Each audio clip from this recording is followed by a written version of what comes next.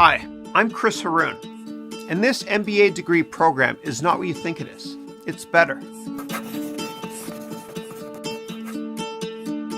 This program is more than 25 years of business experience, all rolled into one easy-to-access online program.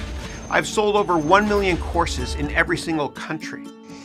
I've worked at Goldman Sachs. I have an MBA from Columbia University, and I've worked in the venture capital, hedge fund, and consulting industries.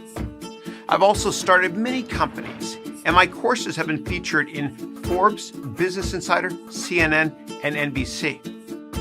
If you're ready to nail your next interview, get a better job, get a raise, start that business you've always dreamt of, improve the one you currently run, or better manage your personal finances, then this MBA degree program is for you. I can't begin to tell you how comprehensive this program is. It's got everything, including more than 300 hours of on-demand video. I would have to do one of those dramatic opening title crawls from a certain space movie just to show you.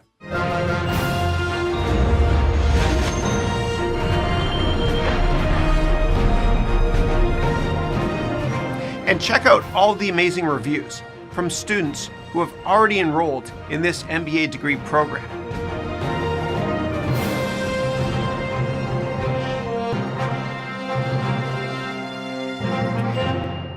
Last but not least, there is a 30-day, 100% money-back guarantee.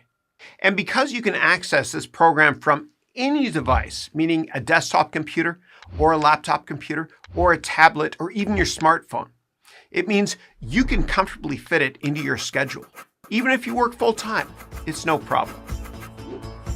So if you're ready to unlock the key to your potential, then I'll see you in class.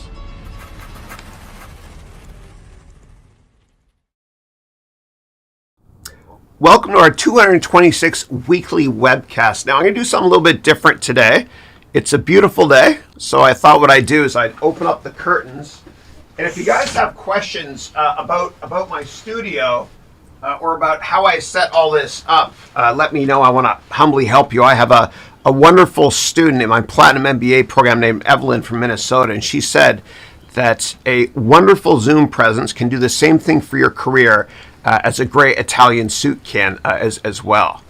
Okay, so if you have questions about, let me just close the curtains a bit so I'm not overexposed, but if you have questions about the MBA program as well, please feel free to ask me. My marketing team wanted me to mention that. Our next MBA program starts, our 7th annual one-year MBA program starts on May the 1st. It's going to be every Monday and Tuesday from 9 a.m. Until noon Pacific time. Which I think is, what is that? That's noon till 3 New York time. And then that's 6 until 9 p.m. London time. And so to learn more about it, what you can do is just go to my website, and I can talk about ChatGPT here if you want me to as well. But just go to my website, which is harounmba.com, and you can navigate to FAQs here. If you have questions, just let me know. But let me get to all your questions. This is your time, not mine. All right, now let me kick it off with Haroun, who wrote, which version of Excel did you use to create the Excel course file? Yeah, so I used the most recent one. So I subscribe to Office 365. I recommend everybody do it as well. And the Excel course, that one file, there's only one file in the course to download. It works with Windows and Mac. And you know what I'm going to do actually is I'm going to show you a ChatGPT function I'm using right now to help with this course from an SEO perspective. And what I'm about to show you can also help you with a search engine optimization perspective as well. My marketing team is rolling their eyes. They're like, Chris, sell the MBA. No, I want to talk about this. This is more fun. They're both fun. All right, so I'm going to show you right here. So the Excel file, and I'll download it for you as well, but I want to show you something. So this is the Excel course, which you can also get in Udemy, okay? Now, within Udemy, there's a transcript feature, which is really cool. And so I want to show you how we're going to use ChatGPT to make a summary of this lecture here, which is 20 minutes. So what I'm going to do first is I'm going to copy all of this text here. That's 20 minutes of transcripted text that Udemy creates automatically, okay? So copy, let me do it again. I'll copy it. And I promise you, this will help you all with your business and SEO as well, big time. Okay, copy, good. All right, then what we do is we go to ChatGPT. So let me go here to Chat OpenAI and try to log in again. It wants to verify that I'm a human for some reason. Hold on a second. And what I'm doing is I'm paying for ChatGPT 4.0. And the cost is, it's verifying that I'm a human. Yeah, pass the test. The cost is $20 per month. It's worth it for me for what I do. And it's a little bit different from ChatGPT 3.5, as you can see here. Basically, it's much better with reasoning and summarizing a lot of data, but it's a little bit slower. So I'm going to show you how I'm going to summarize that one lecture so I can put it into Udemy for the description of the lecture, which will help from an SEO perspective. So watch this. Write a 200-word summary. Okay. Use instructor and he as pronouns. And I'll paste this and I'll hit enter. And it's a little bit slow because it's ChatGPT 4 instead of 3.5, but it works incredibly well. So it just summarized the first 20-minute lecture here in 200 words. Okay, so in this comprehensive Excel course, the instructor uses yada yada blah blah blah, all that stuff. And when you use ChatGPT like this, or for anything, please double check the sources, the data, and reread it, because quite often it's confidently wrong. Confidently wrong. Okay, so here we go. It's done. This here is exactly 200 words summarizing that 20-minute discussion I had. And what I can do is within Udemy, I can paste it right here, which I've already done. Okay, and then if you look at the public version of the course before anybody buys the course, and you go down here, you'll see the summary is added. And I did this for a ton of these sections as well, and it does help a lot with search engine optimization. So if anybody has questions about ChatGPT or the MBA program or anything, of course, I'm always here for you. Okay, and what I'm going to do is I'm going to shut the door because my neighbor is cutting his lawn, which he only does when I do my webcast. Okay. All right. And I'm going to stop this camera from moving because the engine's making a little bit of noise. Good. And let me get to your questions. Thank you. All right. All right. Next up, Manas wrote here, good morning, my dear mentor. What a wonderful day. And what is up on your side? The grass always looks greener on the other side. It's a beautiful day here too today. But it's the same for all. A deep thought to begin with. I like that. I like that. Kind of like what's this? What's the sound of one hand clapping? What's this? I got that from Bart Simpson years ago. Okay. And then you wrote an important question and a warning. Warren Buffett sold all his bank stakes in JP Morgan, Morgan Stanley, Goldman Sachs, except Bank of America. Is this kind of a warning that a crisis is coming? Yeah. Well, he still owns American Express. He's owned both Bank of America, ticker BAC, and American Express, ticker AXP, since the early 1990s. In terms of the other ones, I'm not sure. I'm not sure if those were massive positions for him. Now, I know that the best time to invest in financial services companies, or any stocks for that matter, is when Warren Buffett backs up the truck and buys a lot of shares. And there's a precedent for this, a couple of them. The most important one was the fall of 2008, when we were all within 24 hours of bank machines not working. And what he did was he basically rescued Goldman Sachs by buying Goldman Sachs preferred shares. And people called it government Sachs at the time because the government did help with a bailout as well. So you want to watch when Warren Buffett backs up the truck and buys financial services companies or any risky asset class in general, because he has actually been decent at timing the market in the past. Another thing you want to look closely at is what's called the VIX. Now, the VIX is a volatility index, and it's always right, okay, when it comes to calling market bottoms. What you want to do, and this is what I do, is take a look at the VIX index, and whatever the reading is 70 or 80, then no matter what, buy stocks. Okay, be diversified, but buy riskier stocks too. Let me show it to you really quickly because we're nowhere near panic levels, meaning when the VIX is 70 or 80, but this is important. And I put my reputation on the line on this one. All right, so let me go here to a new tab, and I'll go to finance.yahoo.com right here. Okay. All right. Now, the VIX was created by the Chicago Board of Exchange back in 1990. And basically what it does is it measures volatility in the S&P 500 from an options perspective. And so basically what that means is what are options investors expecting volatility to be in the next 20 or 30 days or so. And so right here, it's very, very low right now. But if we max it out, every chart tells a great story. Okay, and I'm going to get my face off in the corner here as an awful Canadian hockey reference, but it's okay. Just so I can show you everything. Okay, so what happened was in 1990, the VIX was launched. And again, a reading above 70 or 80 is an indication for us to buy stocks, riskier stocks. And it's only happened a couple of times. And so right now, the VIX is quite low, so there's not much panic out there in the markets, okay? But the VIX launched here around Gulf War I. It spiked a bit when the U.S. Invaded Iraq first time here. It then subsided, spiked a bit more during the Latin American debt crisis, and then when Asia had their financial crisis as well. And then right here, this is where Alan Greenspan did an emergency Fed rate cut, which calmed the markets down a lot. I was working on the trading floor at Goldman Sachs at the time. It spiked a bit more here after 9/11 for obvious reasons.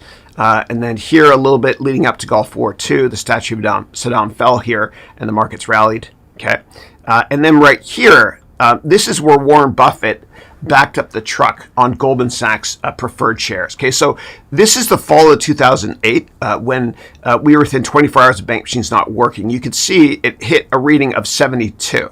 Okay, and that's when the market was at a generational low. I think it hit a low a couple months later at about 666 or so for the S&P.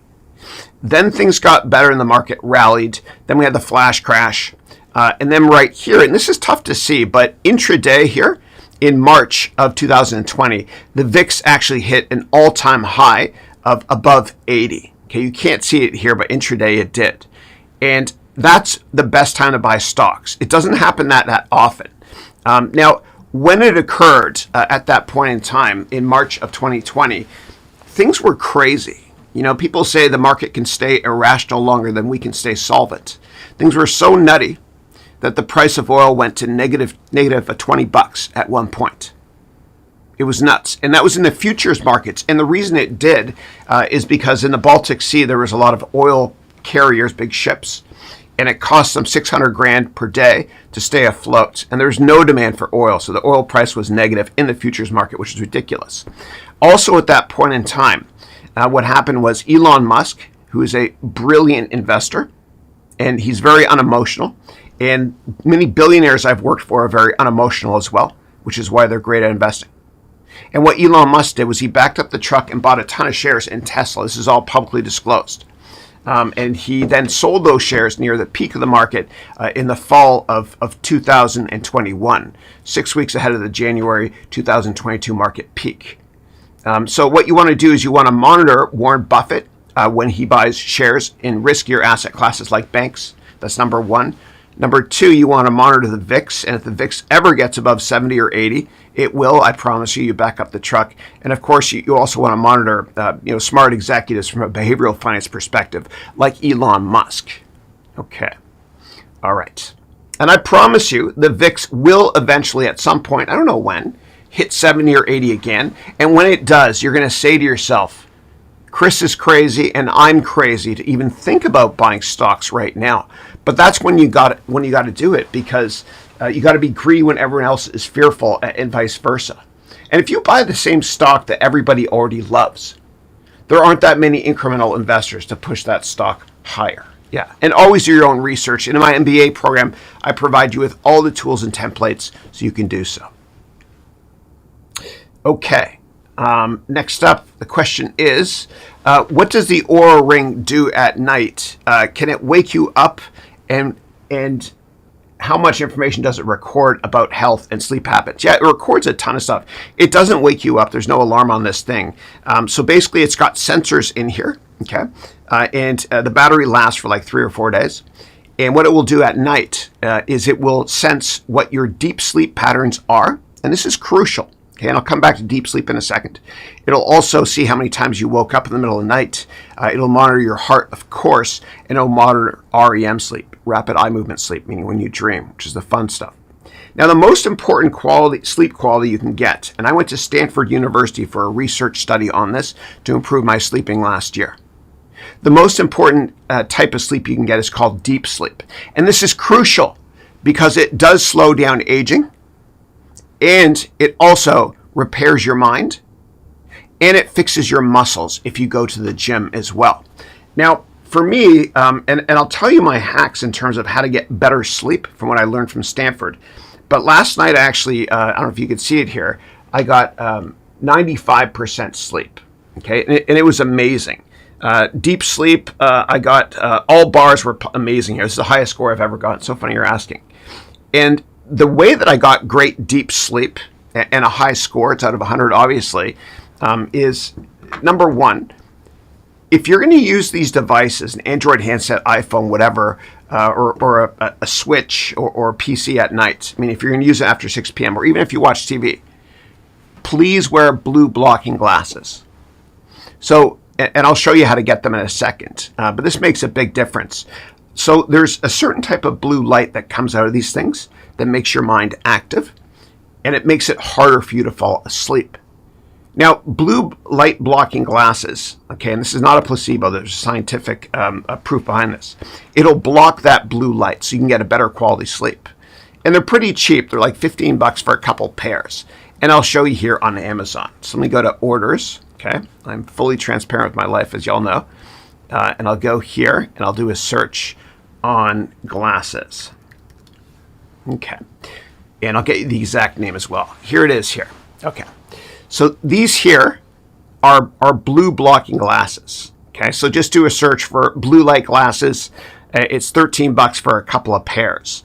And it works exceptionally well. I promise you it does. It's worth it. So that's the first hack. The next hack is no alcohol late at night. I don't drink anymore, but I don't drink any less. Another thing is not too much water right before bed because it'll wake you up. Another tip to getting a great quality sleep is don't eat too close to bedtime. Also, no tobacco products, which is not an issue with me. And then also get vigorous exercise throughout the day. And the best time to exercise scientifically is 4 p.m. every day. You know, a lot of older men, they'll play golf early in the morning and they have heart attacks at that point in time. So if you're older like me, I'm 51 now. The older I get, the better I was. Try to exercise at 4 p.m. instead. And you want to make sure your heart rate, and talk to your doctor first and all that stuff, as much as I love lawyers. But you want your heart rate to be above 130 in the gym. I try to do 140 to 150 for an hour on the elliptical trainer. I also walk all day long. I get a lot of exercise here, and I learned this from Steve Jobs. So what Steve Jobs used to do was every day at 1 p.m., he'd go for a walk, sometimes by himself, sometimes with Walt Mossberg if he was interviewing him, or Walter Isaacson when he wrote that book about him, and sometimes with his best friend, the founder of Oracle, Larry Ellison. But he came up with a lot of great ideas that way. And so what I do is I get 20,000 steps every day here in my office. That doesn't include the elliptical trainer when I go to the gym to watch the Blue Jays game. And then also, you got to do weights as well. I'm not a big guy, but it helps you. Now, it's squeaking a bit, and I have WD-40 over there on my shelf to fix it. But what I do is I actually type all day long as well. I'll turn this off in a second. So I have this desk that comes up, and I type like this. Now, if you're going to do this, make sure to wear your Apple Watch in your pocket like I do, because your steps won't be counted when you're doing this. Ridiculous, I know, but I promise you it works. And if you do this, let me just shut this down and pretty up my office, lower my table. But if you do this, what happens is throughout the day, and you don't have to walk fast all day, but your cognitive abilities go up big time. And you remember when we were younger, and what we used to do is we used to get up, at least I did, an hour early to study. And that 1 hour of studying in the morning was the equivalent of 10 hours at night when you're brain dead. Well, if you walk during the day while you work, then what happens is it feels like you just woke up all day. So if you work 10 hours during the day while you're walking, it's like 100 hours. It's unbelievable in terms of productivity. And it's how I'm able to create a lot of content. Now, let me show you the brand name here. And as you know, I'm not sponsored by anybody. I've never taken any sponsors. I am true and pure to my students, adding value. So I'm going to show you what I bought here, the treadmill, okay? And you can get these stand-up desks in anywhere, okay? So this is the one here. It's called Rhythm Fun, okay? It's pricey, but not as expensive as other ones that have handlebars on the side. And what you can do is you can throw it under your couch if you want to. This is my setup here, and it works well. Now, if you don't have a budget for that, you can also buy this for about 30 or 40 bucks. And this here, you can just put it on a treadmill in the gym if you want to while you watch Toy Story here. But it works really, really well. Yeah, so anyway, those are some of my sleeping hacks. Also, from a water and nutrition perspective, I try to drink one of these all day long. You can get this on Amazon as well.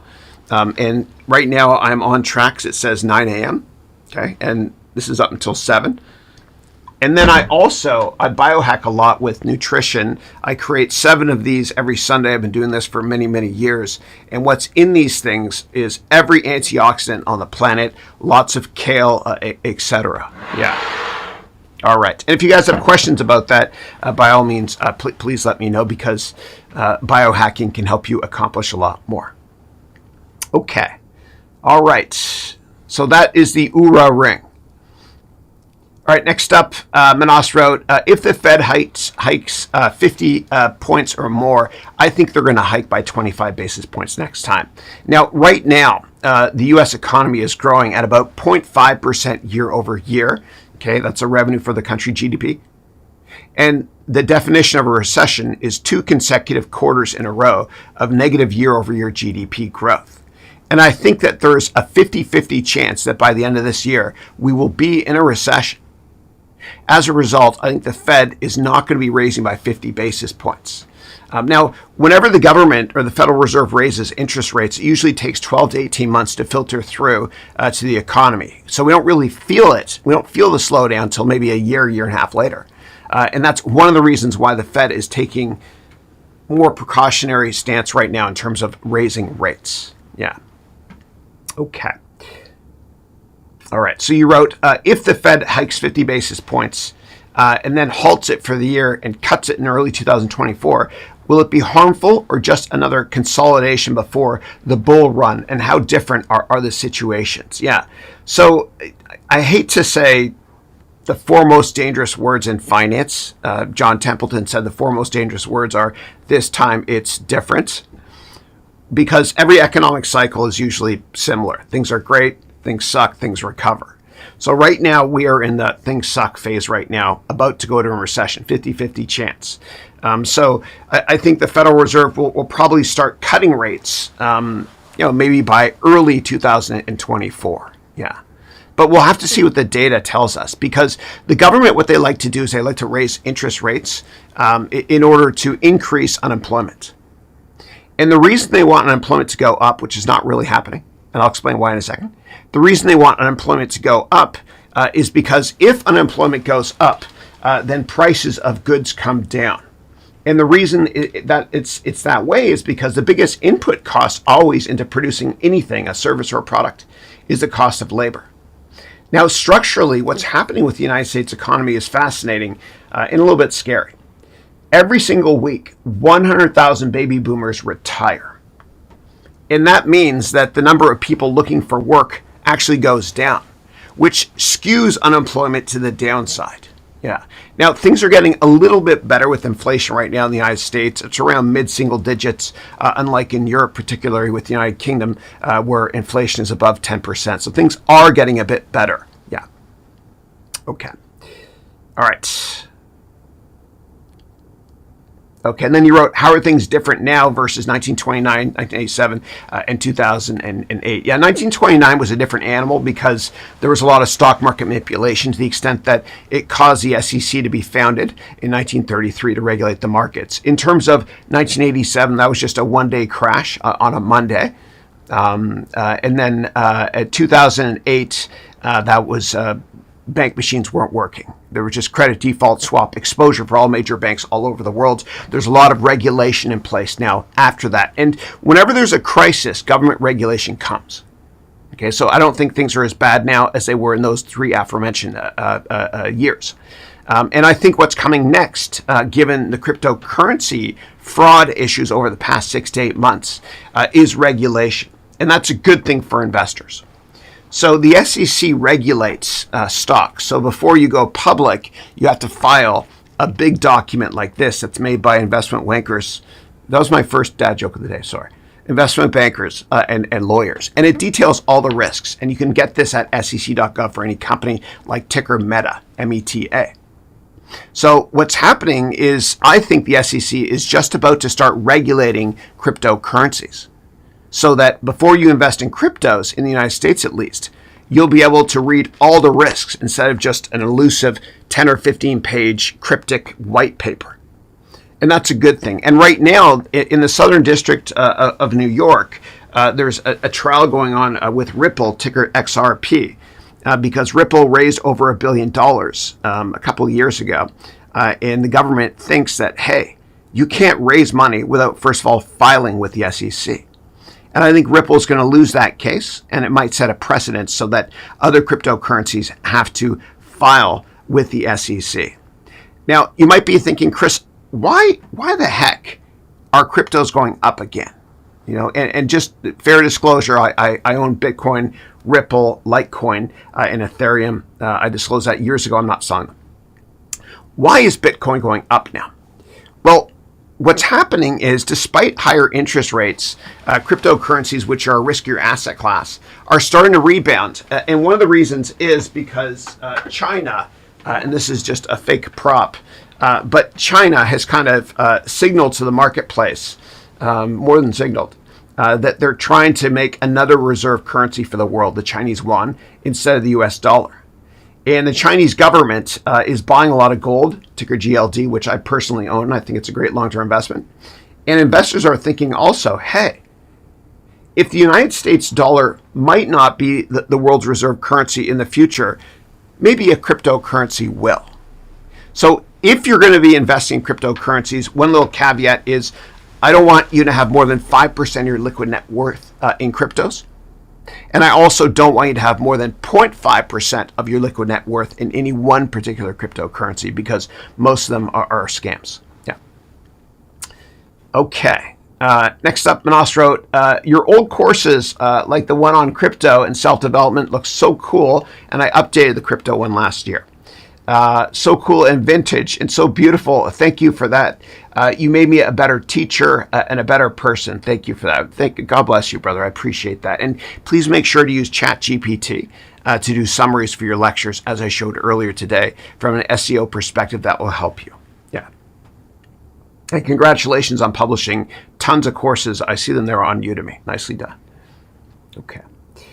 All right. And then Manas wrote, the CDBC digital currency is projected to keep an eye on citizens in all countries. The U.S. is launching it, and Europe is going to do it. Will it increase government control on citizens like China? Yeah, first of all, let me give a big shout out to Europe, especially European regulators. They've done a superb job over the past couple of decades protecting the privacy of all internet users, particularly in Germany. And because of the EU, particularly regulators in Germany, license plates are blurred out in Google Maps. That's a wonderful thing. So I don't think that any European government or EU government is going to be able to launch a cryptocurrency that spies on consumers. There's just too many checks and balances in place there. In terms of the United States, I don't think it's going to happen here either. The United States dollar is a monopoly, and monopolists are usually pretty lazy. There's no incentive to innovate. And so I don't think the U.S. is going to do it anytime soon. In terms of China, yes, they're deploying it. so they can spy and basically verify who's buying what and when. And in China, they already have facial recognition software out there to the extent that with the cameras in China, they can already recognize a couple 100 million people. And that's a bad thing, but there's been a couple of positive things about that as well. There's the number of abductions is going down as well for children, which is a good thing. But I'm against any sort of over government regulation or spying on its citizens. Yeah. Okay.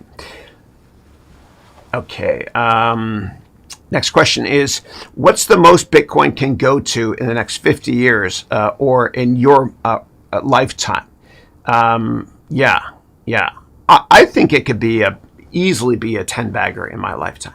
Easily. I own it. I recommend that everybody do their research first. And I only recommend buying it when it's massively oversold from an RSI perspective and when everybody hates cryptos. Yeah. So what you want to do is you only want to buy stuff when everybody hates them. Okay. So I wouldn't be buying right now. I'd be patient. But what I am starting to roll up my sleeves on now is NFTs, particularly baseball cards, where the supply is limited, because nobody is talking about NFTs anymore. Yeah. Okay. All right. And somebody, people always ask me, Chris, you're good at sales, humbly. How do you do it? And can you sell me this pen? So I'm going to do it right now. Okay. I'm going to sell you this pen. Pay close attention. Sell me this pen. Okay. It's an NFT.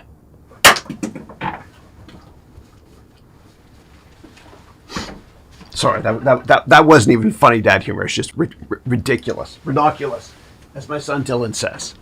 Okay. All right. Let's see. Next up, I have got, and by the way, if you guys put hyperlinks here, I don't see them. YouTube strips them out for some reason. YouTube also strips out other things as well, which upsets me from a freedom of speech perspective. And so, you know what, guys? I'm going to disclose what YouTube did to me. Okay? So I can't talk about anything related to the health crisis in 2020 because I had a doctor come on a small call a while ago, and he voiced his opinion on the other side of that health issue. And I can't bring this up, otherwise YouTube will take me down. But I have to disclose it to you all because I don't think it's fair from a freedom of speech perspective. So let me go here and I'll show you what happened. Okay. So right here, let me go to my studio. Okay. This is how transparent I am with you guys. So right here, I got a warning, not a strike, a warning. And this does not go away. Okay. And this warning was because somebody voiced an opinion on the other side of something. Okay. But I want to disclose it to you right here. It's this. Okay. And I believe in getting vaccinated. I am not an anti-vaxxer. I got the vaccine, but somebody mentioned it on a call. And that's why all the words related to that issue that occurred in 2020 are blocked here. But hey, I'm fully transparent to all of you. And I realized, and I was a little bit upset when it occurred. I was like, well, I didn't even say it. Somebody else did. But I realized, and I realized that freedom of speech is a government thing, not a technology thing. And I'm just a guest on the YouTube platform. They own the platform. I have a backup plan in place, Vimeo, Zoom, and something else just in case. But I felt like I had to disclose that to all of you because I am fully transparent with everything in my life to all of you. Okay, freedom of speech is a government thing only. Yeah. And I can't wait till the government breaks Google up. Okay. All right, next up, I've got Caroline, who's from France but lives in Canada, who wrote, "Good morning, Chris. Good morning to you as well. I listened to last week's webcast a couple of days ago. Thank you. I want to take the opportunity to congratulate Brian for meeting with Joe Biden and Kamala Harris." Yeah, it's pretty cool, hey? It was awesome. So for those of you that missed last week's webcast, one of my amazing students from DC, he actually went to the White House to meet with the president and vice president, and he showed me pictures of it too live on the webcast last week. Really good guy. Yeah. Okay. Next up, Asil wrote, is there a deadline to finish the Silver MBA? Because I bought it a year ago and I'm progressing slowly. P.S. The interviewing tips in MBA helped me got a job as an estimation engineer in Dubai months ago. Awesome. Congratulations. I love it. And I love Dubai and Abu Dhabi as well. I love going there. Yeah. Nicely done. You have access to the MBA for life, forever. Yeah. So, and we issued our first press release ever today about the MBA. So if you just do a search on my name, maybe you'll see it come up. We use notified.com to do that. You have access to the MBA forever. And I add tons of new content every year, which you'll also get for free forever. It's a one-time payment. You can all go to harounmba.com to learn more. Yeah. Okay. And congratulations on getting the job. Okay, moving on to Nilo's World, who wrote, I have a new technology application that I'm trying to build in the travel sector. Very cool.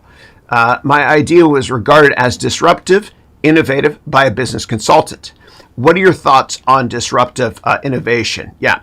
So Mark Andreessen, who's probably the best venture capitalist in the world, and we were on the board of the same company years ago. Great guy. He runs Andreessen Horowitz, big, tall guy.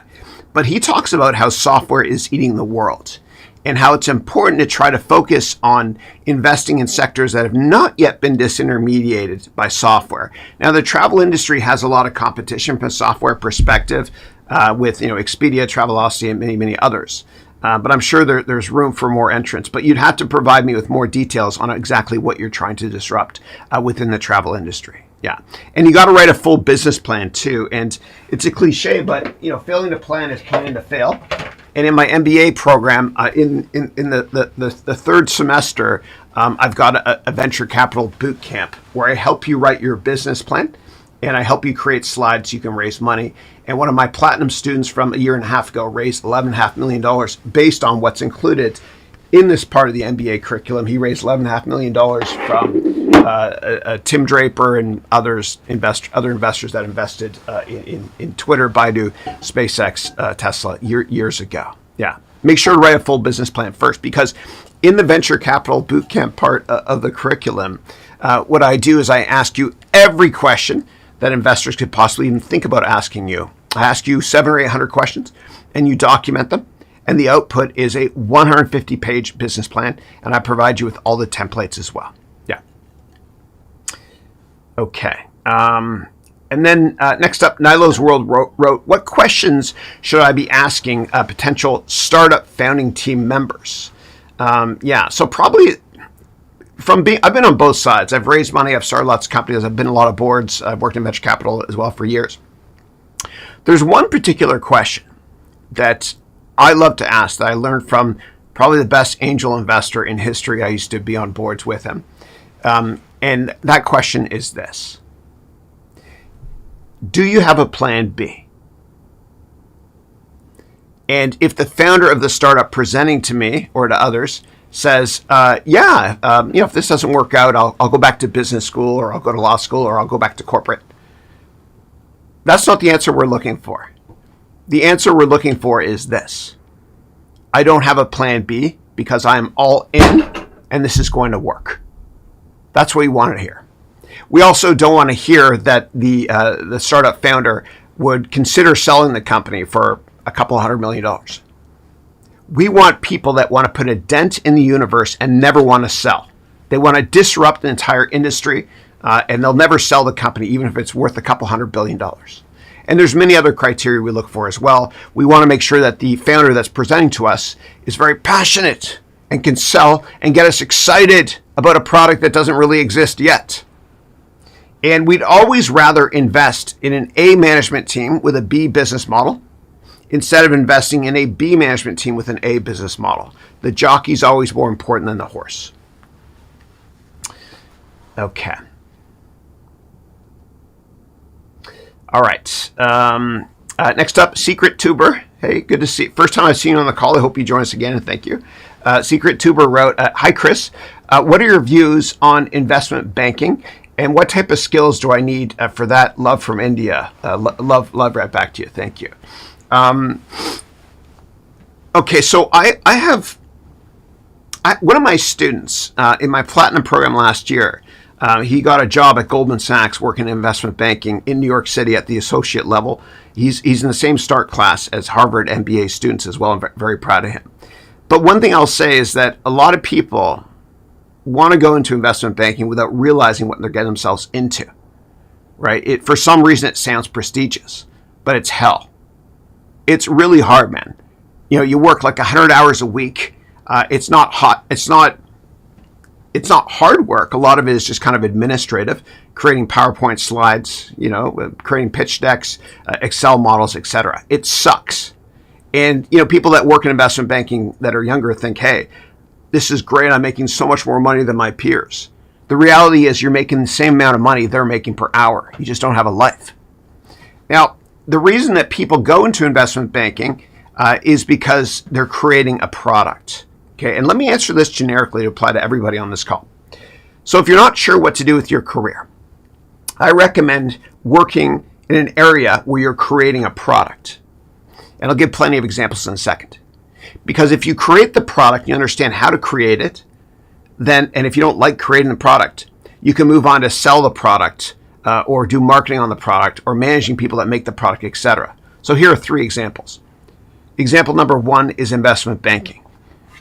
You create the IPO product or M&A product. If you hate creating it, you don't enjoy it, well, it's easier for you to get a job later on a trading floor selling or trading the product, for example. In the software sector, if you're not sure what you want to do, but you want to work in tech, become an engineer because you're creating the product. Like at Google, like there's this kind of system, it's unfortunate, but internally, if you're an engineer, you're a rock star and everybody else is kind of down here.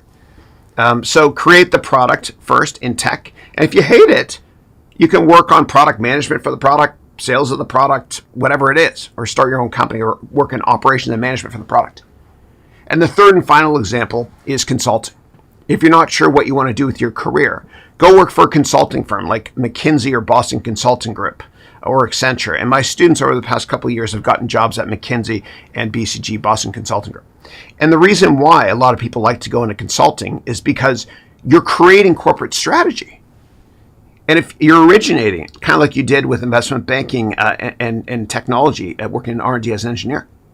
And if you hate corporate strategy, that's okay because you understand it. So you can work and move on to sales, operations, management within a bigger company. And so the bottom line is, if you're not sure what to do with your career, an origination type job might make sense. Yeah. But just be ready for investment banking. It's not easy. In terms of the skills needed, I would say Excel skills are important. They all use Excel still. You can take my Excel course, which is included for free in my MBA program.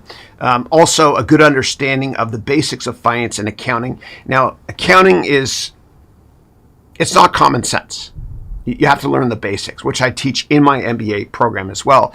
But the most important thing you need to get a job in investment banking or any job is the ability to network on steroids, which I teach in the first semester of my MBA degree program. Now, whenever you apply for a job, your chances of getting that job are literally 1 in 250. It's that hard. And the person that gets the job ultimately knows somebody at the company. So if those are the new rules, the new realities in this digital age, then that's what we're going to do. You're going to network like crazy. You're going to get a list of 3 or 4 companies you want to work at, and you're going to meet with 10 or 20 people at each one of those companies by networking. Okay, and I teach you how to do this leveraging LinkedIn in the first week of the MBA degree program. Your network is your net worth, and relationships are always more important than product knowledge. Yeah. Okay. All right. All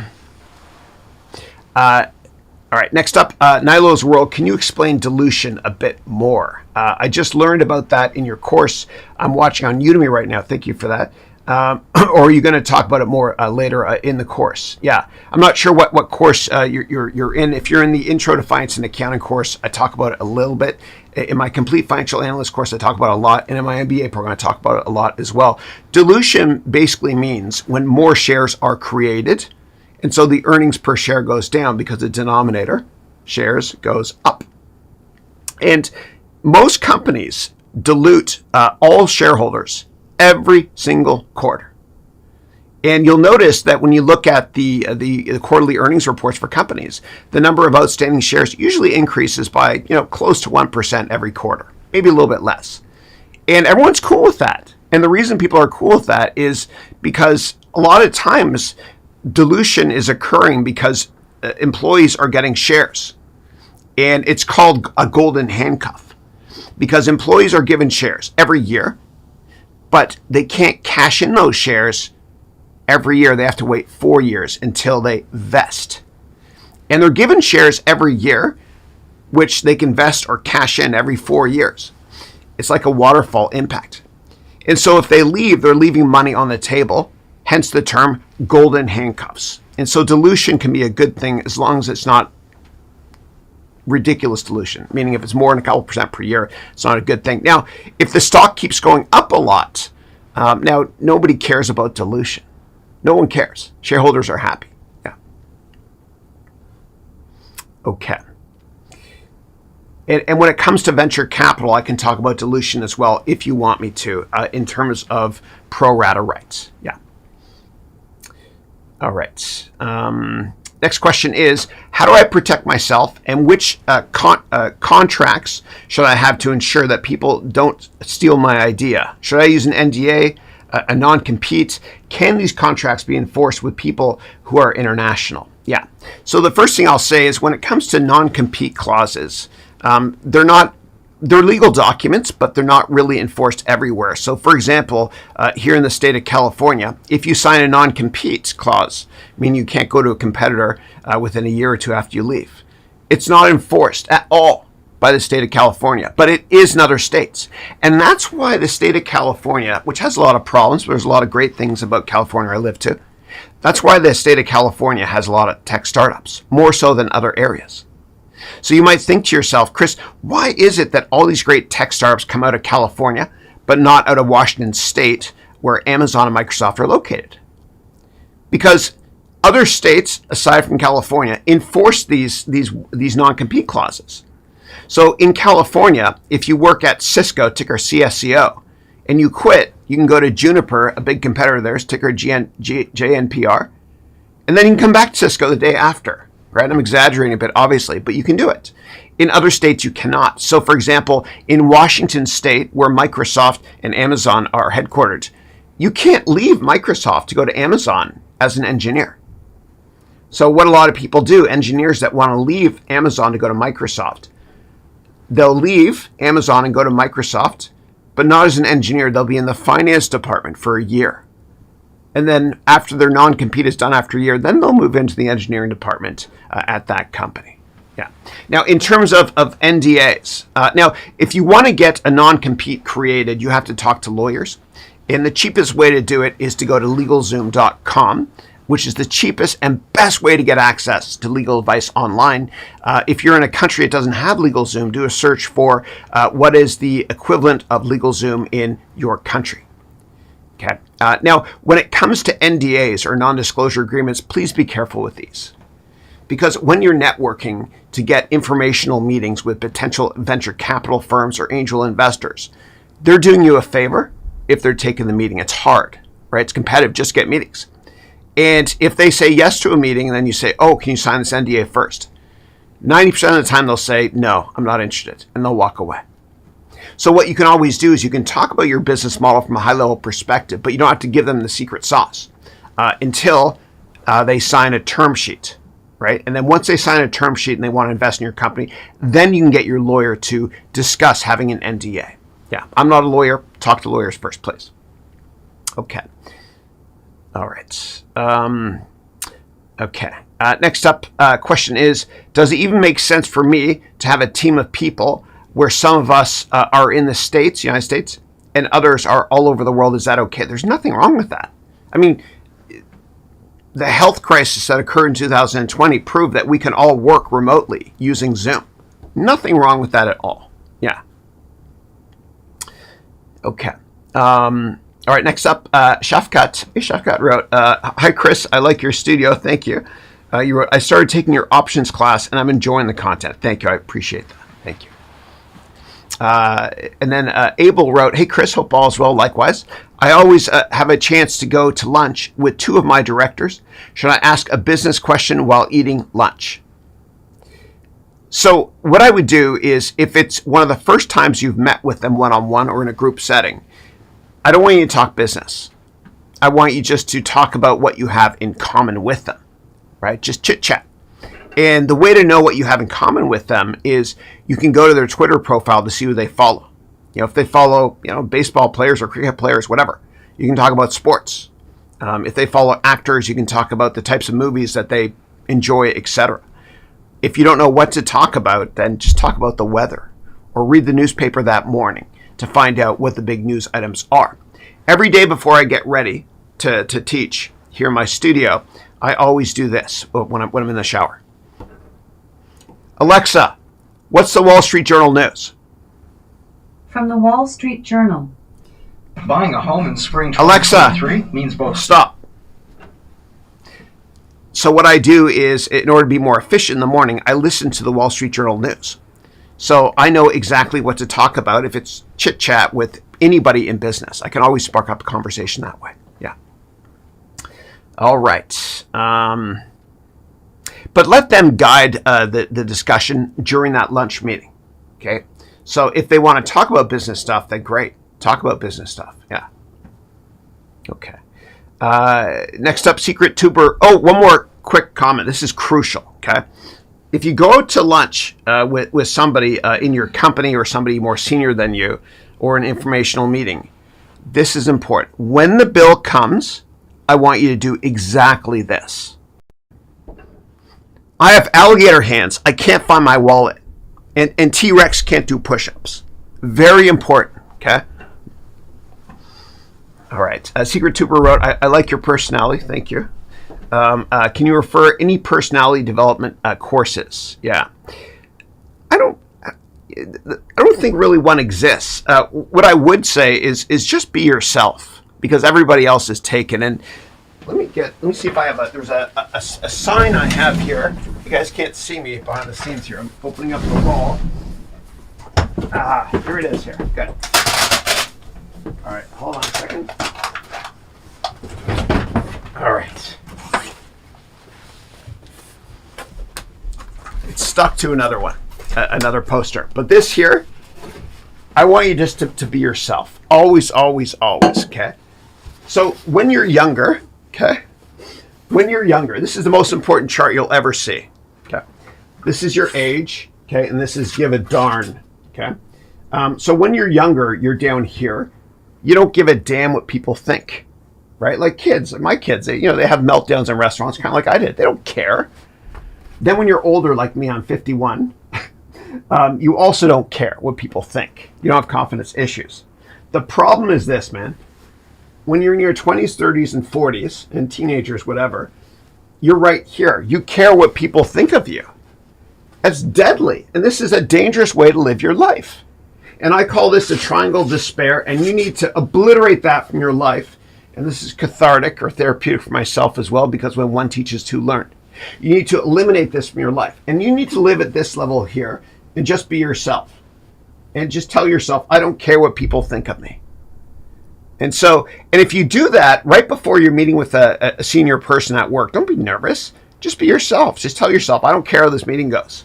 Or tell yourself before a presentation, I don't give a damn how this goes. I'm just going to be me, and just be yourself. And pretend you're meeting with if it's a senior executive, it's your dear uncle or aunt you haven't seen in years. Live at this level. And all the best entrepreneurs live at this level. They don't give a damn what people think. And I want you to live your life that way as well. Okay? Always, always, always.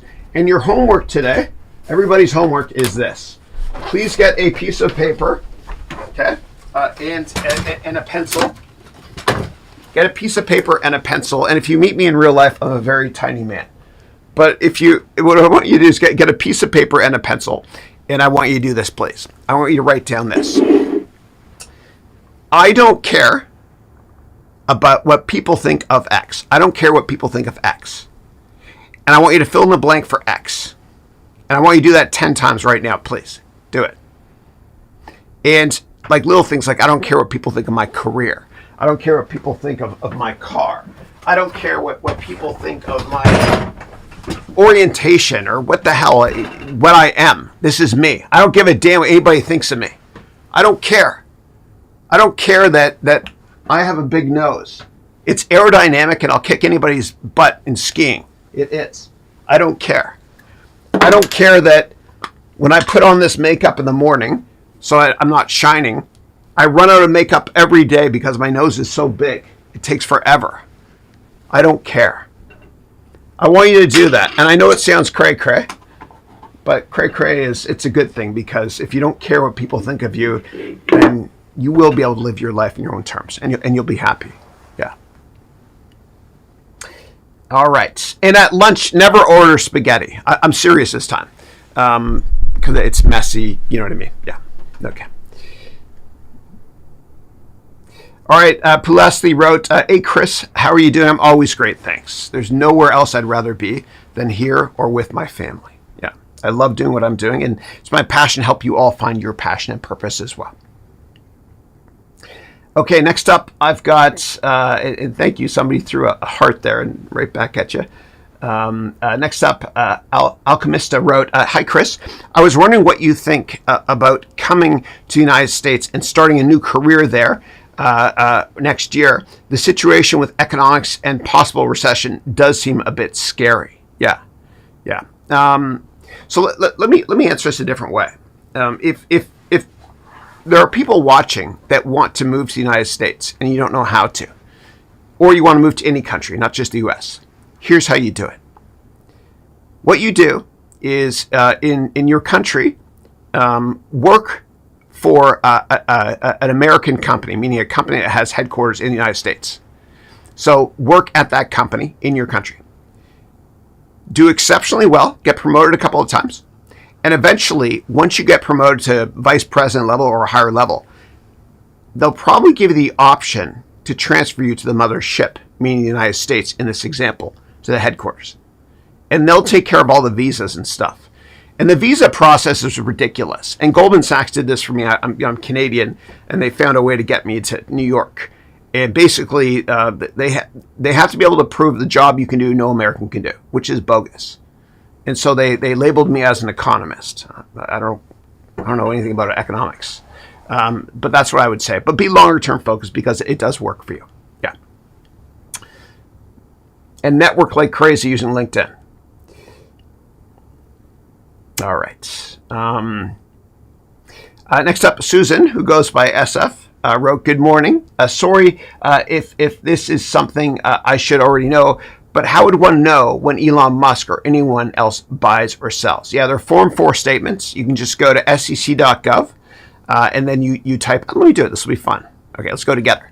All right, so let's go here to sec.gov. This is an American website where companies must put their filings. Okay, so we'll go here to Tesla. Okay, so what the reports here, an 8K means a report with material information like earnings.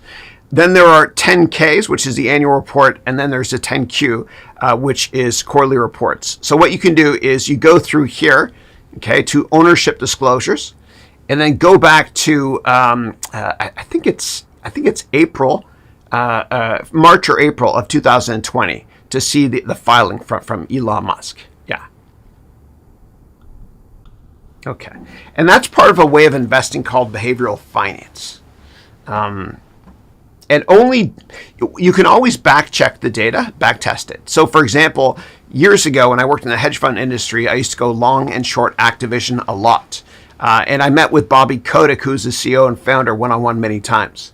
And what I discovered with Bobby Kotick is that he is usually a good indication in terms of what the stock's going to do for the next year. So if he sells a lot of shares, tons of shares, not planned sales like 10b5s, but if he sells a ton of shares, then 1 year later the stock will be much lower, and vice versa. That's behavioral finance. But you've got to back test the data as well. Okay. All right. Okay. And then Susan wrote, I actually found a pair of blue light blocking glasses. Oh, nice. It's a game changer, you wrote. I just can't remember where I found them, so I hope I don't lose them. Yeah. And they're not that expensive. $15 for a pair of two. Yeah. All right. Next up, Arthur wrote, hey, Chris. Hey, man. My dream is to create my own hedge fund. And I've done it before, and I can humbly help you as well if you want. What are my first 5 steps to do it in the most optimal way? Yeah. Number 1, get a track record, meaning work at another hedge fund. Okay. Number 2, put together a 10-slide presentation, which I teach you in the Venture Capital Bootcamp part of my MBA degree program. Number 3, or threeth, as my son Dylan used to say, make sure to hire a lawyer to create all the investment offering memorandum documentation and what are called subscription documents. Subscription documents are 10 to 15 page surveys that investors must fill out in order to find out if they're accredited investors, meaning do they have a liquid net worth of over $1 million. And post 9/11, given the Patriot Act, there's a lot of AML stuff in there as well, anti-money laundering.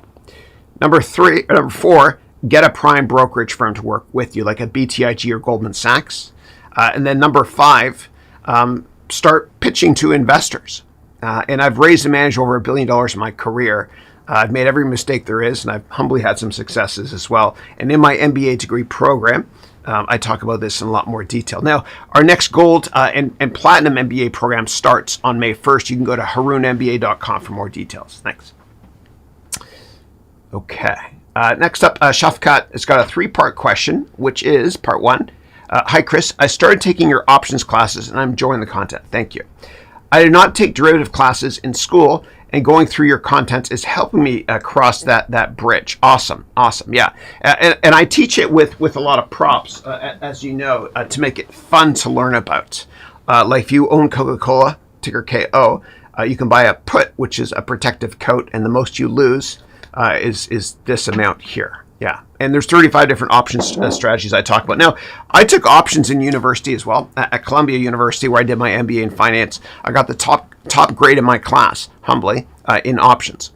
And then I joined the real world, and I was like, how do I use all this theoretical BS? And I couldn't.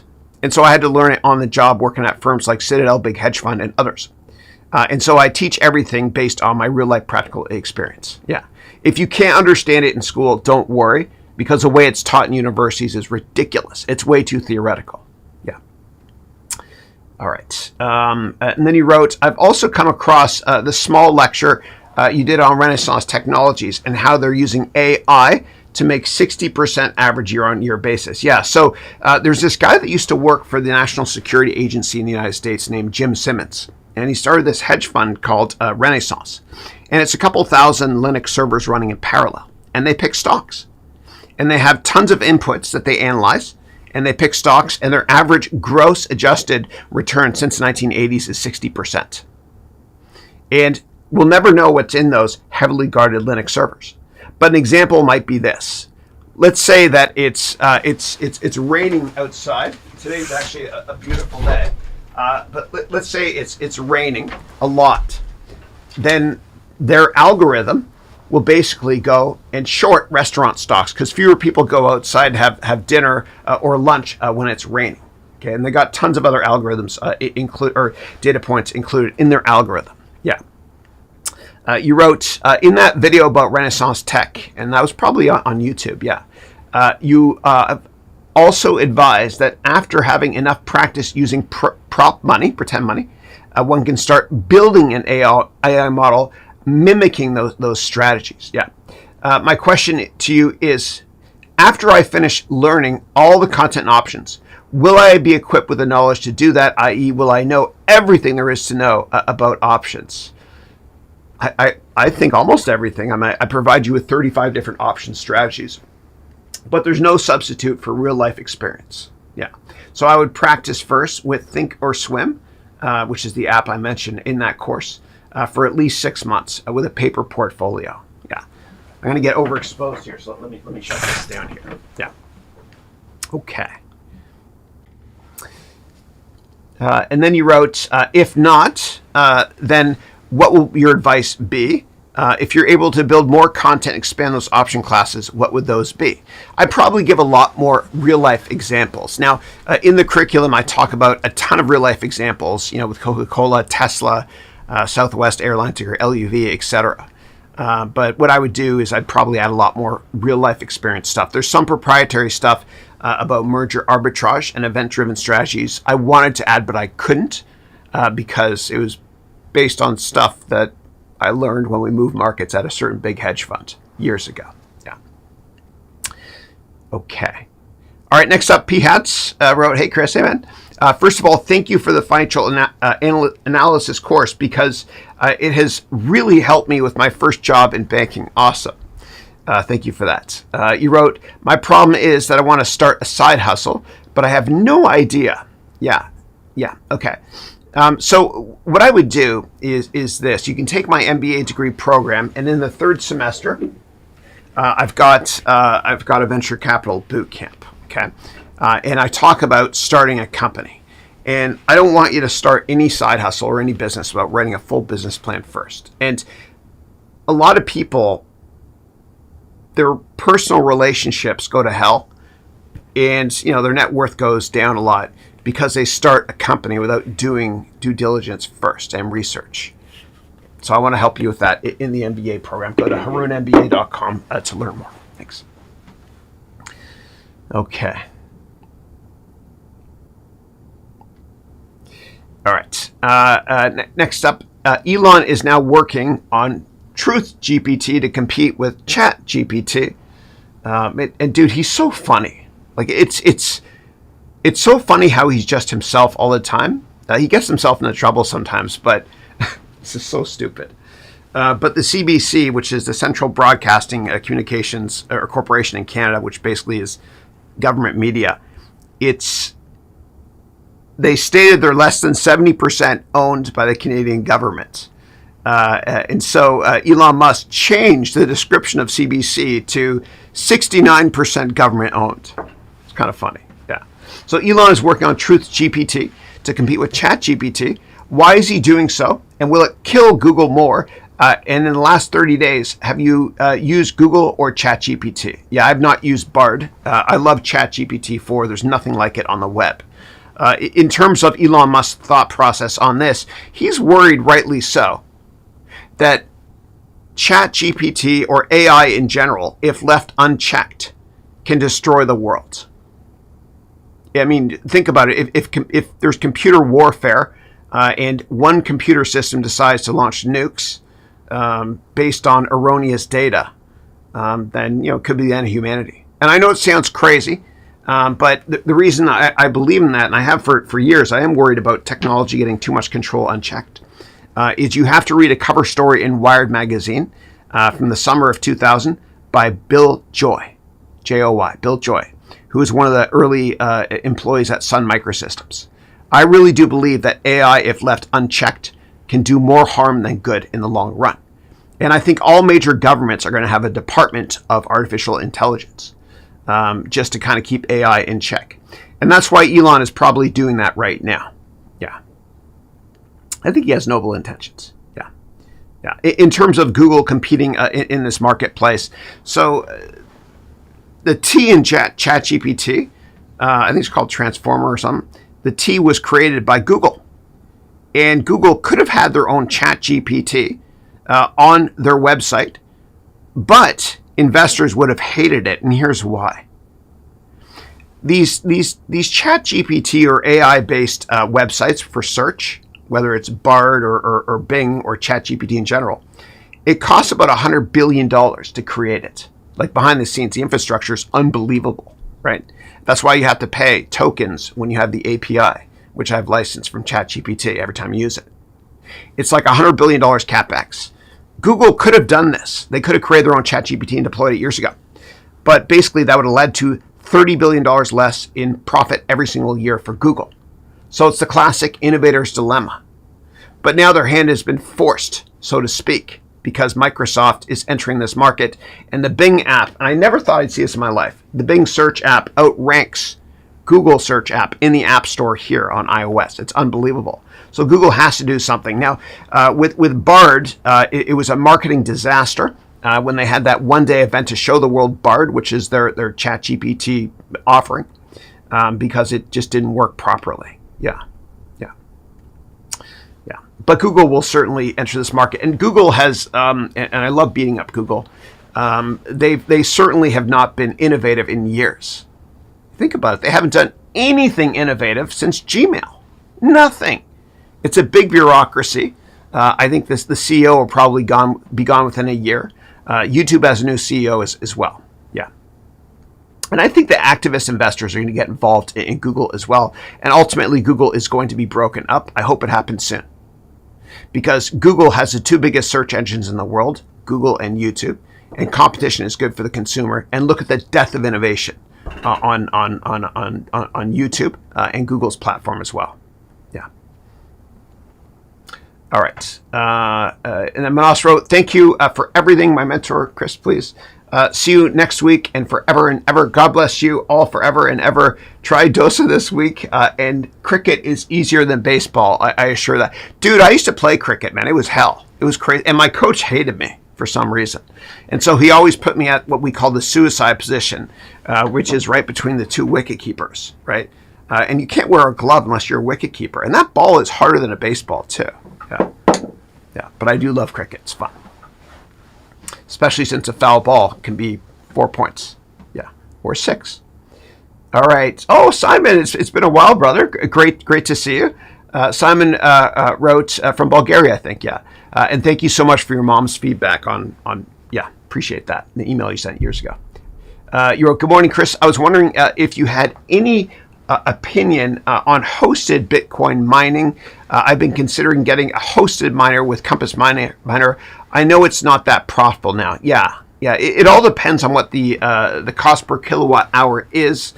If it's under 10 cents in Bulgaria, where you live, I have no idea what the cost is there, then maybe consider it. Otherwise, it might not be worth it. Now, I used to do Bitcoin mining. I started out using like a Raspberry Pi configuration in 2013. Then I moved up to laptop, then SGI workstation. And then it was too competitive and so I bought an ASIC miner from, it was called an Antminer years ago to do it here as part of a pool. And then I just stopped doing it entirely. It just wasn't cost effective. Yeah, but bottom line is look at the cost per kilowatt hour to see if it's roughly 10 cents or less where you live. Yeah, as a starting point. Yeah, great to see you, man. All right, next up, Eva. Hey, Eva, how are you? First time seeing you on the call. I hope you join us again. Eva wrote, hi, Chris. I'm taking your finance courses on Udemy and considering registering for the MBA course. I'm an agricultural engineer. Can the MBA provide me a career-changing opportunity? Absolutely. I have countless students in my MBA degree program that have changed careers. They've gone into investment banking, consulting. They've raised millions of dollars, you name it. And I have a 30-day 100% money-back guarantee. And that guarantee runs for 30 days after we start. So if you buy the Gold or Platinum MBA program today, you get your money back all the way, 100% of your money back all the way up until June 1st of this year. And what I tell my students is if you don't think you're getting a 10x return in the first 30 days, I want you to ask for your money back. Yeah. And to learn more about the MBA, and this is the only time I'll do this, I promise, you go here to harounmba.com. And then go to MBA degree FAQs, and you can read about it. You can even set up a Zoom call with me by clicking this button as well, a 20-minute one-on-one Zoom to talk about the MBA program. Yeah. And we had a press release today. Let me see if it came through. Press release, Haroun MBA. Yeah, here. Okay, good. It's the first time I've seen it. Here it is. Okay. So this is, I did it through Globe Newswire. And I did it to all major publications in the United States and in Europe. Oh, good. It worked out well. Yeah, you can even just do a search for this press release as well. Yeah. Okay. Big shout out to Susie Hain for helping with that. She's awesome. And I worked with Susie a lot when I worked in venture capital. She's the best when it comes to PR. Yeah, and she was instrumental in helping me get my Forbes column. I have my own column in Forbes, and my first article will come out like in a week or so. Yeah. Okay. And also, I am publishing a book this fall with McGraw-Hill called Finance Essentials. And when it comes out, I'll tell you guys more about it and how to get it for free and all that stuff. Unless McGraw-Hill is watching. Yeah. Okay. All right. I mean free because I'll pay for it and give it to you. McGraw-Hill. Okay. All right, next up, we got Mamadou. Great to see you again, who wrote, hello, Chris. Hope you're doing well with your family. Thanks. I'm doing great. Thanks. Hope you're doing well as well. Here are the boys. They're older now. He's 18. He's at Berkeley. He just changed from engineering to business. He's 17, and he's 13 going on 30. Yeah. Anybody with 2 kids has a boy and a girl, okay? We want a daughter as well. I asked my wife, I said, honey, let's have another kid. She's like, you crazy? Like 2 kids is not impossible, because if one's crying, I carry one and Christine carries the other. 3 kids is tough, man.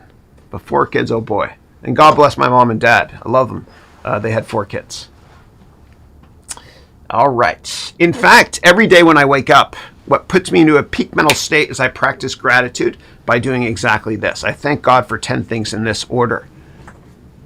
Andrew, Matthew, Dylan, Christine, my wife, my mom, my dad, my brother, Jamie, my sisters, Katie and Elizabeth, and you, my students. That puts me in a great mood. Focus on being happy with what you got. Retail therapy don't work. All right, next up, Andre, how are you, man? Great to see you. You wrote, good morning. Hope all's well with you. You wrote, what type of account do I need to keep investor money that I've raised? Yeah. So talk to a lawyer first, please. Okay, because you're going to have a ton of different legal documents created for you, including subscription documents, investment offering memorandum, and then you might have to have a prime brokerage firm to manage that money as your account, especially if you're going to be doing shorting and complex stuff like puts and calls. Yeah, a prime brokerage firm. Yeah. But talk to a securities lawyer. They'll help you out. They'll protect you and your investors as well. Okay. Next up, what 2 platforms would you suggest to create accounts to raise money for a company? Yeah. I would talk to a lawyer. It all depends on what type of investment firm you want to create. Yeah. Okay, moving on to P. Hats, who wrote, also, how can I start creating a network? I don't enjoy interacting with people, and I always prefer sitting in the house instead of going out and socializing. Thanks. Oh, man, you are me when I was younger. Yeah, you're me. When I was younger, I remember I used to, I love programming, right? I was a programmer at Accenture, sorry, great company, years ago. And I remember I'd be coding and, like object-oriented stuff. And like 10 hours would go by and I wouldn't feel it. I loved it. It was like a puzzle. The problem with that, though, was I would go out to parties at night or bars, and I was nervous. I was nervous because I was like a brain on a stick, or maybe just a stick, I don't know, coding. And I found that the way to run towards my fear, instead of not having a beer, which helped, but I don't drink anymore. But what really helped me was I forced myself to move to open spaces or places where I wasn't comfortable.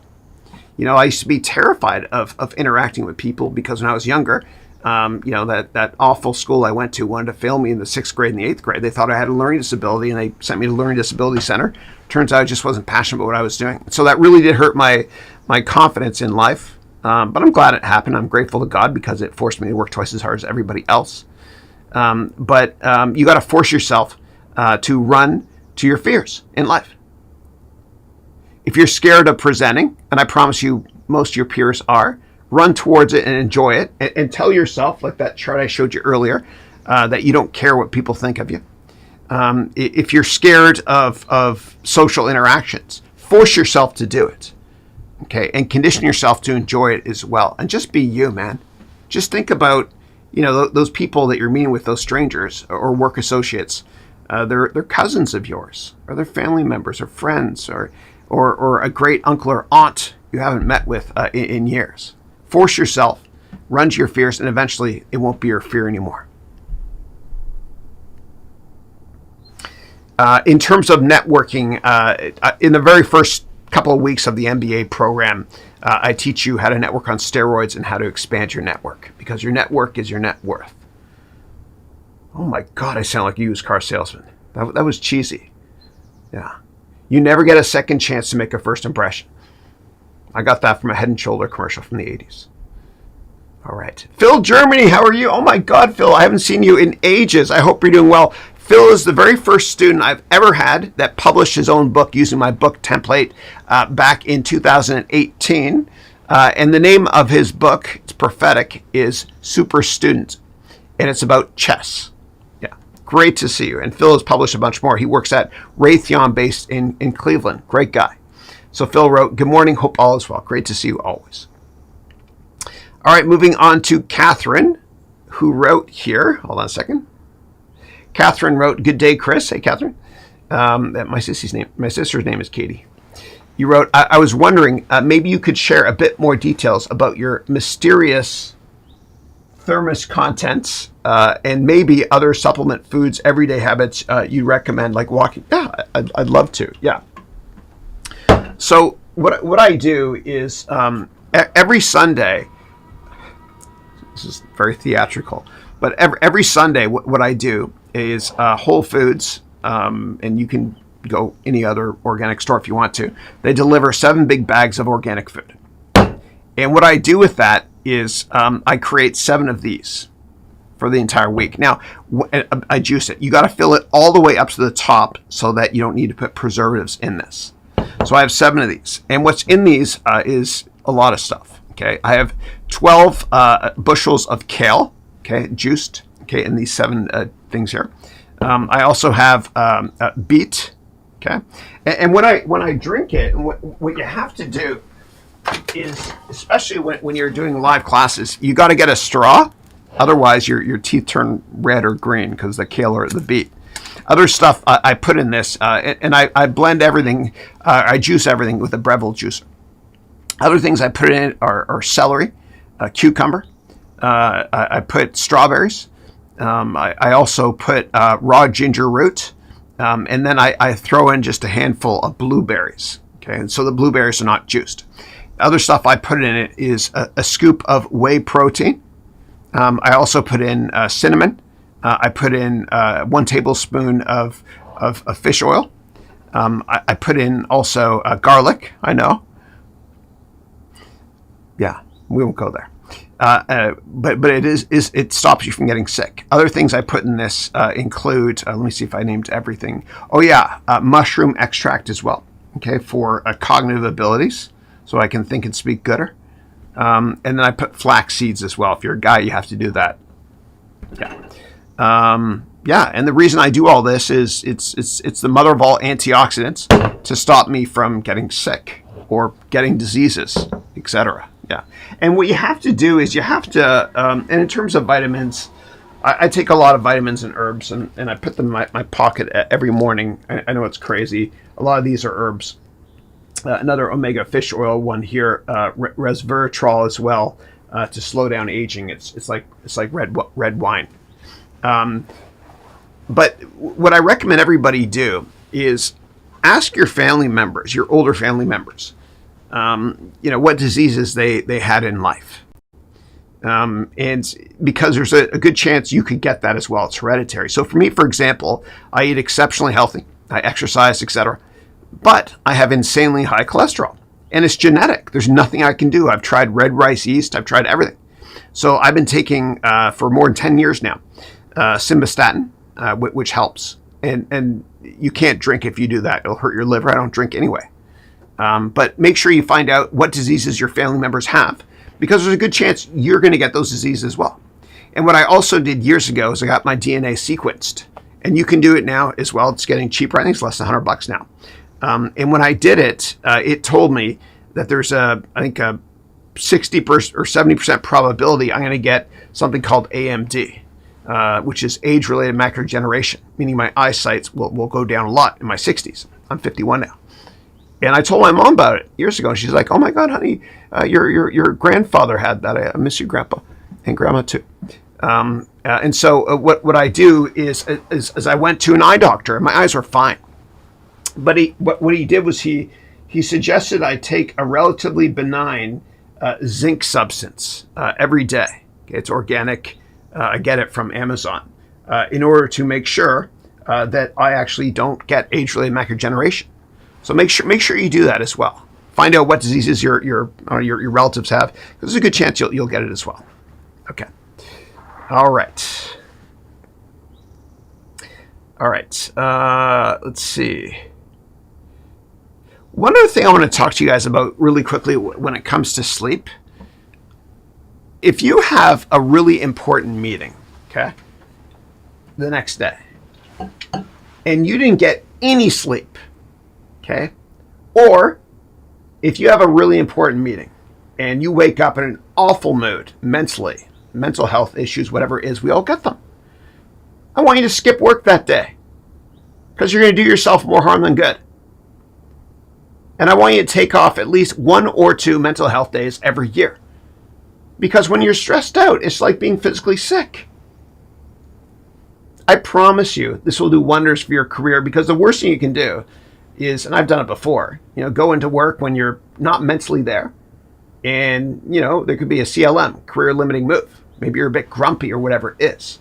Or maybe you're just not in the mood. There's no shame in taking 1 or 2 days off a year for mental health reasons. I used to do this when I worked in New York City at Goldman Sachs.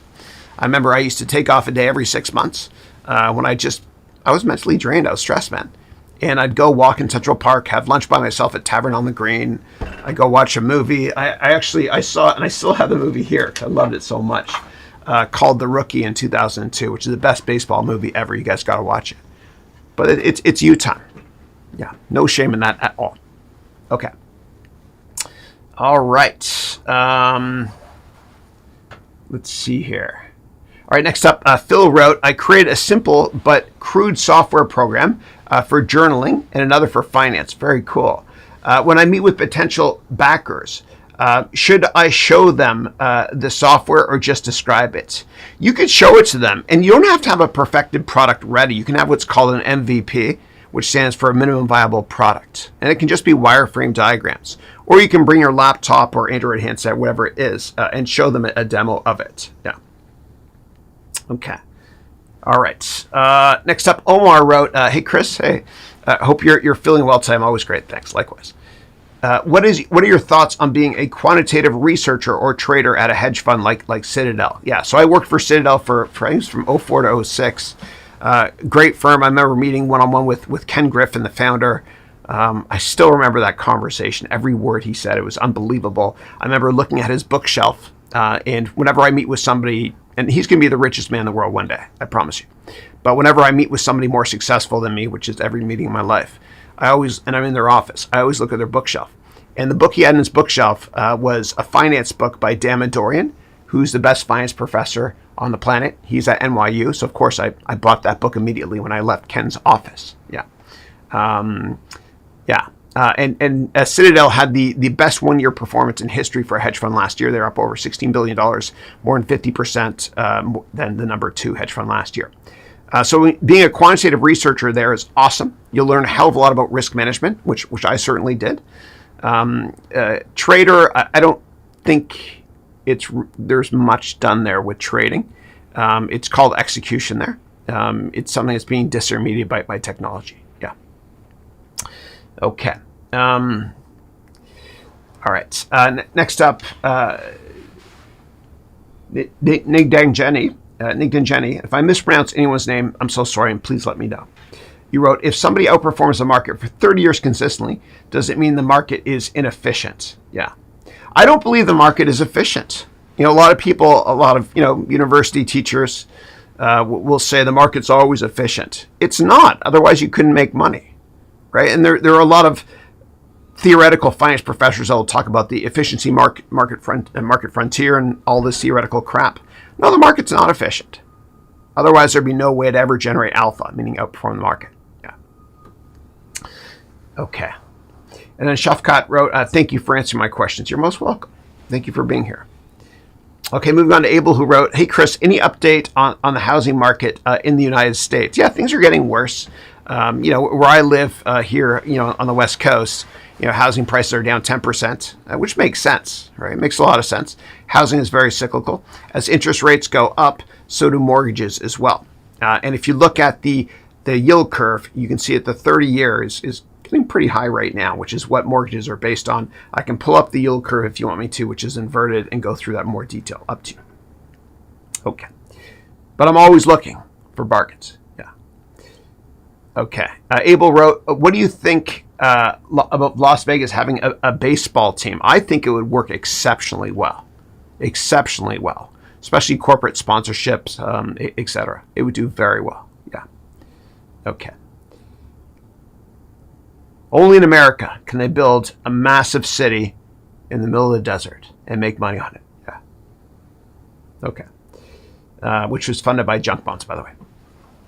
All right, Shivanth wrote, "Hey, Chris, just want to say thank you for everything. You're most welcome, and thank you for being here as well." Okay. All right. Nilo wrote, "Where is the venture capital bootcamp in the MBA program?" I can't. Yeah, I'll show you. Okay. So what you do is, if you go to my website, so if you go to Haroun MBA, right up here, there's something called Power Search. Okay. And when you search this, it'll tell you exactly where the content is in the program. So if I search here for Bootcamp, okay, depending on which MBA program you bought, and we're in our 7th year of doing it, right here, if you're in the May class, you click here, there's 1,900 instances of the word Bootcamp, okay? You click here. If you're in the May Gold class, you click here. If you're in the Silver MBA on demand, you click here, etc. And if you're in older versions, you click here as well. You guys get the idea. Yeah. Okay. Okay. And I outsourced that to a company, that search engine called 360 Site Search in Germany. I think I pay $120 a month for it. When I teach all of you how to start companies, I love to outsource everything so that you don't have any full-time employees. We use a lot of automation and software. Yeah. All right. Matthew, how are you?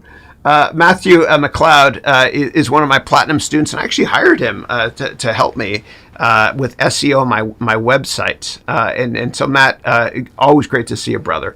Matt lives in Brantford, Ontario, which is the home of Wayne Gretzky. I have to answer the next couple questions holding my hockey stick. Yeah. Okay. Yeah, it is good for SEO. Thanks for that. Okay, and Pranav Ron, have you used Bloomberg GPT? I have not. I have not, yeah. I'm not a big Bloomberg fan because I think, and I used Bloomberg for years. I used to spend thousands of dollars every single month for my analysts and my hedge fund to use Bloomberg. It's a waste of money because everything you can do on Bloomberg, you can do for free at finance.yahoo.com. Everything, yeah.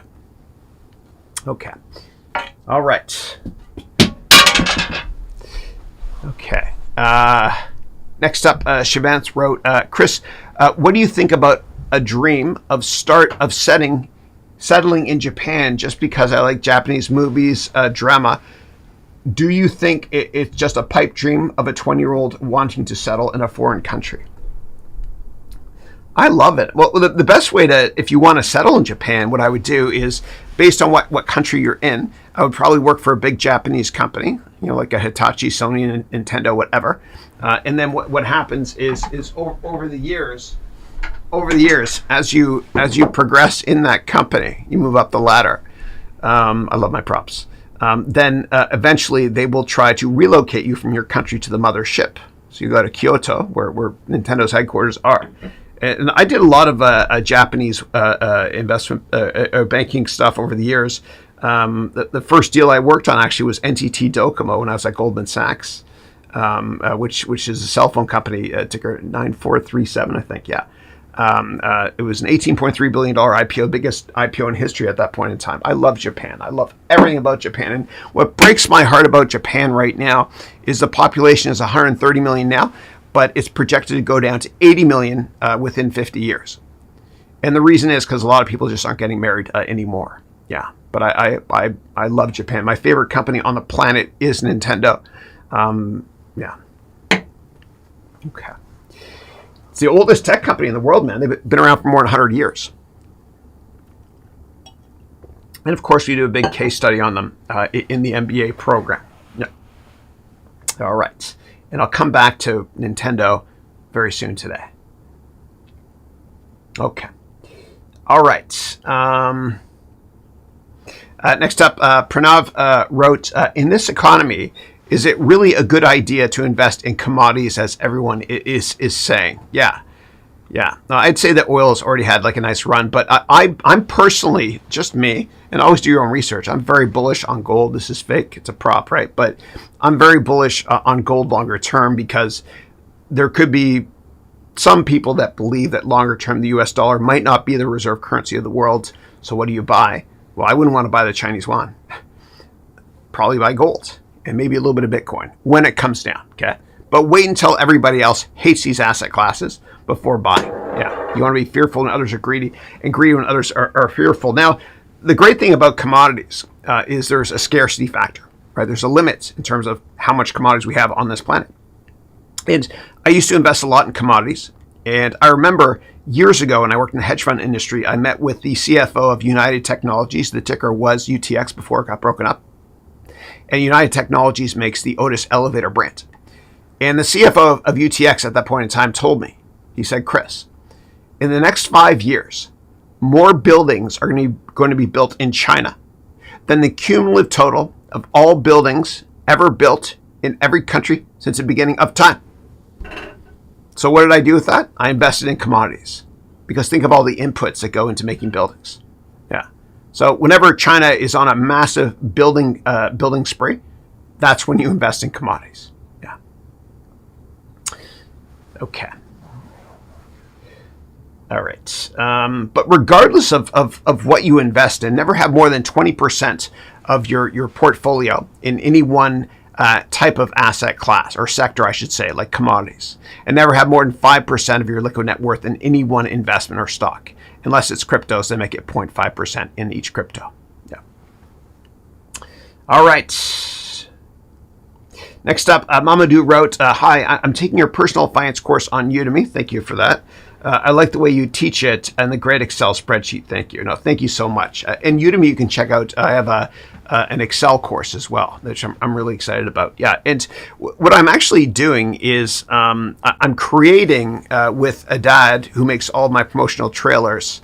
We're creating an unbelievable Super Bowl-like ad for my Excel course. And so right here, it's going to be called Excel Course Ad Throughout the Ages. And so I start off by saying, I'm going to say it, I'm teaching a brand new Udemy course on Microsoft Excel, and then I go to sleep because it's boring. Then I wake up and I talk about Excel over the years. I'm a Jedi as well. And then there's 6 pages here. We go back in time, and I teach about the early days of how people accounted for stuff. And then eventually I talk about the future, that sort of thing. So this is our Super Bowl promotion. I'm investing a lot of money in it. This is just a storyboard right here. Again, it's 6 pages. And then what we're going to do is we're going to record it probably in mid-May. Yeah, so I'm excited about it. I'm taking a big risk like I always do. Yeah, should be fun. Okay. And then Mamadou wrote, I always refer to your public speaking course on Udemy. Thank you. And that was the first promotional trailer I did with Adad. And we did it in front of the Golden Gate Bridge. And YouTube, don't strike me for this, but I'm going to show this. It was Naked Beach Day on YouTube that day. You're not going to see naked people, okay? But I had to actually move a lot because I had to block the naked people. Only in San Francisco do you see that. Let me show you. Okay.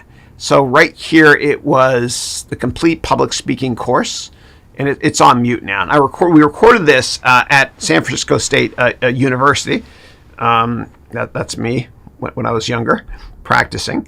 And then what we did was we actually rented the Castro Theater in the morning. It was cheaper that way. And then right here is the Golden Gate Bridge. Hold on a second. And what I said here is, public speaking is the bridge between where you are today and where you want to be. but I had to keep moving. Okay, right there, you see that? You can't see it properly, but my director, Adad, I was laughing so hard. He kept saying this, move this way, and I kept cracking up. But anyway, we recorded it there, which was a lot of fun. Yeah, and I'm getting the same director, Adad, to do his company, to do this Excel one, which is going to be fun and so over the top. But I can't wait to show it to you guys. Yeah. Okay. Next up, Chris and I wrote, hi, Chris. Hey, how are you? Good to see you. Okay. And Catherine B wrote, thank you, Chris. You're an amazing teacher. Thank you. I appreciate it. When one teaches, two learn. Okay. And then Susan wrote, I really like the book by American theoretical physicist Richard Feynman called What Do You Care What Other People Think? I highly recommend it. Thank you for that. Yeah. Be careful, though, because if you don't care what people think about you, you're going to be so happy. It's like a drug. It's this ridiculous euphoria feeling you feel, like how wonderful it is when you first hold your child in the hospital. Not that good, because, kids are better than other than that. But when you do what you love doing in life and you don't give a damn what people think, you release a ridiculous amount of serotonin, euphoria, etc. And yeah, it's great. I love it. I like it a lot. Okay. All right. Next up, Vincente, how are you, man? Great to see you. I miss you. He wrote, thank you, Chris. You're an amazing person, friend, and mentor. Question, what is the difference between pre-seed, seed, and Series A? Who do companies target for seed investors? Yeah. So seed and pre-seed are basically the same thing. So if you think about it, if you're growing a plant, right, you start with a mustard seed. I have to use that biblical analogy because I know we both think the same. So a seed is basically the first investor in the company. Okay. Then once your company grows a bit, and a seed round can be a couple $100,000 up to $1 million. But once a company grows a bit, and you're like, dude, I need a ton more capital to scale this. Then you approach big institutions called venture capital firms, as you know, to raise, $5, $10, $20 million for the A round, B round, rinse, lather, repeat until you're big enough to go public. And the reason companies go public, or that they decide to go public, when revenue growth is positive but starting to decelerate. That's when the venture capitalists call their investment banking friends and say, hey, take the company public. All publicly traded companies, that's right, all of them, have revenue growth that's decelerating. Okay, or almost all, 99.9%, unless they buy a company. Then that's non-organic growth. Yeah. In terms of who do you target as seed investors, it's usually just really rich people. There are seed investment firms as well, like Band of Angels is one of them. And I know that you live in New York now, but in the Bay Area, when you come back, you should try and meet with the folks at Band of Angels as well. And during our next one-on-one, ask me about it, and I'll show you how to do that. Yeah. All right. Next up, Ravadi wrote, hey, Chris, hope you're doing good. It's always inspiring when I join your session. Congratulations on your book. Waiting for it. Thank you. Okay, moving on to Will, who wrote, hi, Chris. I'm editing my sci-fi book. My question is, should I self-publish or use a publisher? Yeah. If you want to have massive sales, then get a publisher. If you want to own the content of your book forever, and you don't care as much about money, and you want to get it to market faster, then self-publish. Yeah. So what I did for my first book, actually, which Forbes wrote about, whatever, that was me humbly showing off. But Obama's publisher called me, and they said, we love your book. Let's talk about publishing it.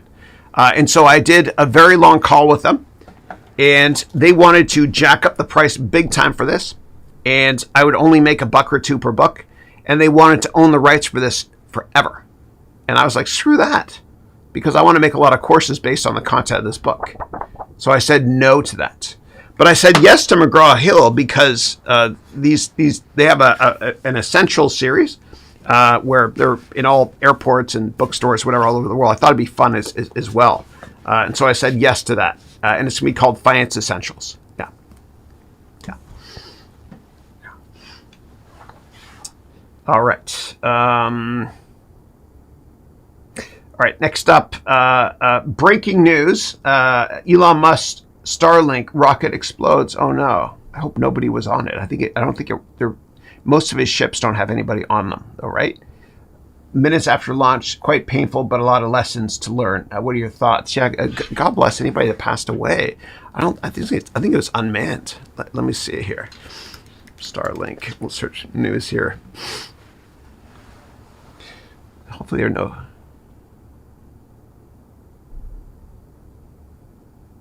"23 hours ago." I don't see it. Maybe it's on Twitter. So let me do here. Let's go. Twitter Starlink crash. Slight glitch.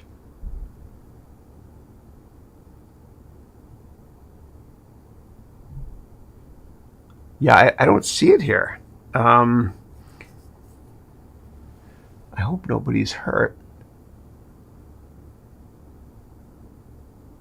Let's go to Elon Musk's page here. Okay, learned a bit. This is 2 hours ago. Yeah. I'm surprised. I thought we'd see it here if it occurred. Yeah. Huh. Okay. All right. Next up, Krishna.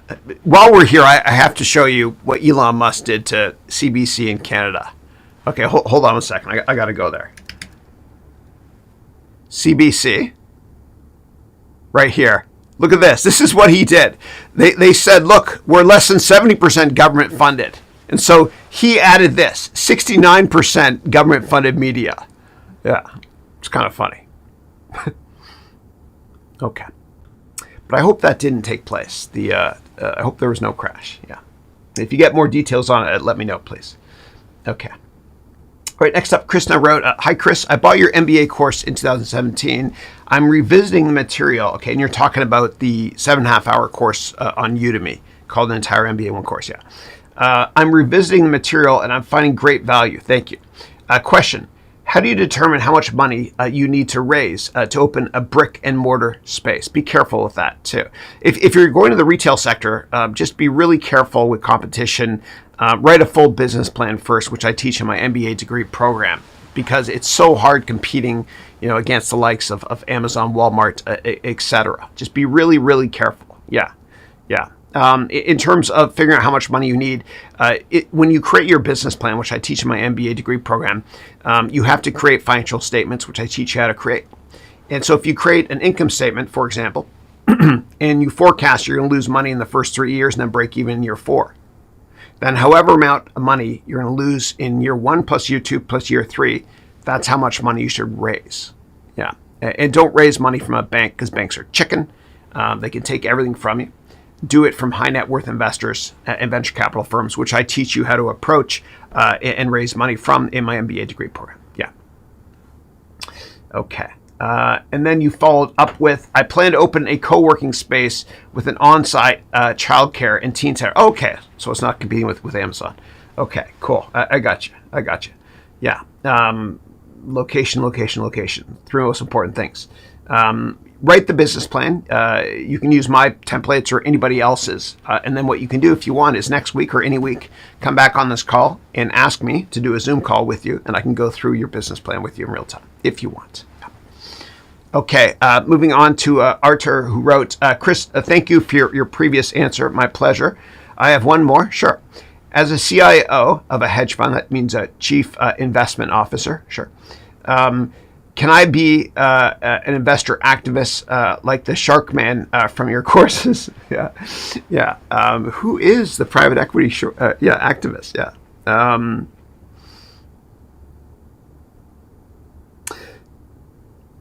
I hate to say it depends, but it does. Only because in your investment offering memorandum, meaning the investment documentation that goes to investors, if you have language in there that says that you might consider very large concentrated positions for event-driven deals. Make sure, here's what I would do. Talk to your lawyer, okay? And ask your lawyer to look, your securities lawyer. Ask your lawyers to look through the investment offering memorandum to make sure that you can do that, okay? Yeah. And then Secret Tuber wrote, I wanted to be like you. No, thank you. Thank you. It's good to be me, though, because like I mentioned, this thing is huge. So if I'm skiing, I can go real fast because it's hella aerodynamic. That's what my kids say these days, hella. And I got to say, I had more women looking at me than and they usually don't look at me because I'm not good looking. But when during the pandemic, when I used to wear this thing more often, I would get looks, okay? But usually, and if I take it off, they'd be like, "Oh my God, scud, awful." But I would get more looks this way, and that's why I liked wearing this mask because more people would check me out. You know, yeah. I still do carry this with me, and when I go to the gym, if I notice somebody sneezing around me or coughing a lot, I'll throw it on. Yeah. And I do believe in getting vaccinated. I got vaccinated. Yeah, with the Pfizer drug. Okay. Okay.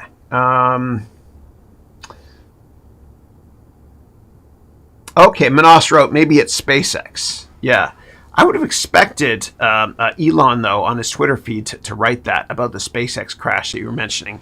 Let me go here real quick just to search for it. Okay, let's go to SpaceX crash. I hope not. Oh, you're right. It is. Explodes. Oh, and that's why he said learning lessons. Okay, let me see if anybody was hurt. I hope not.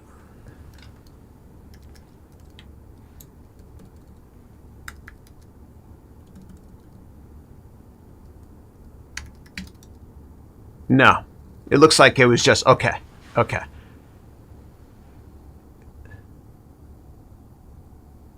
Yeah, you're right.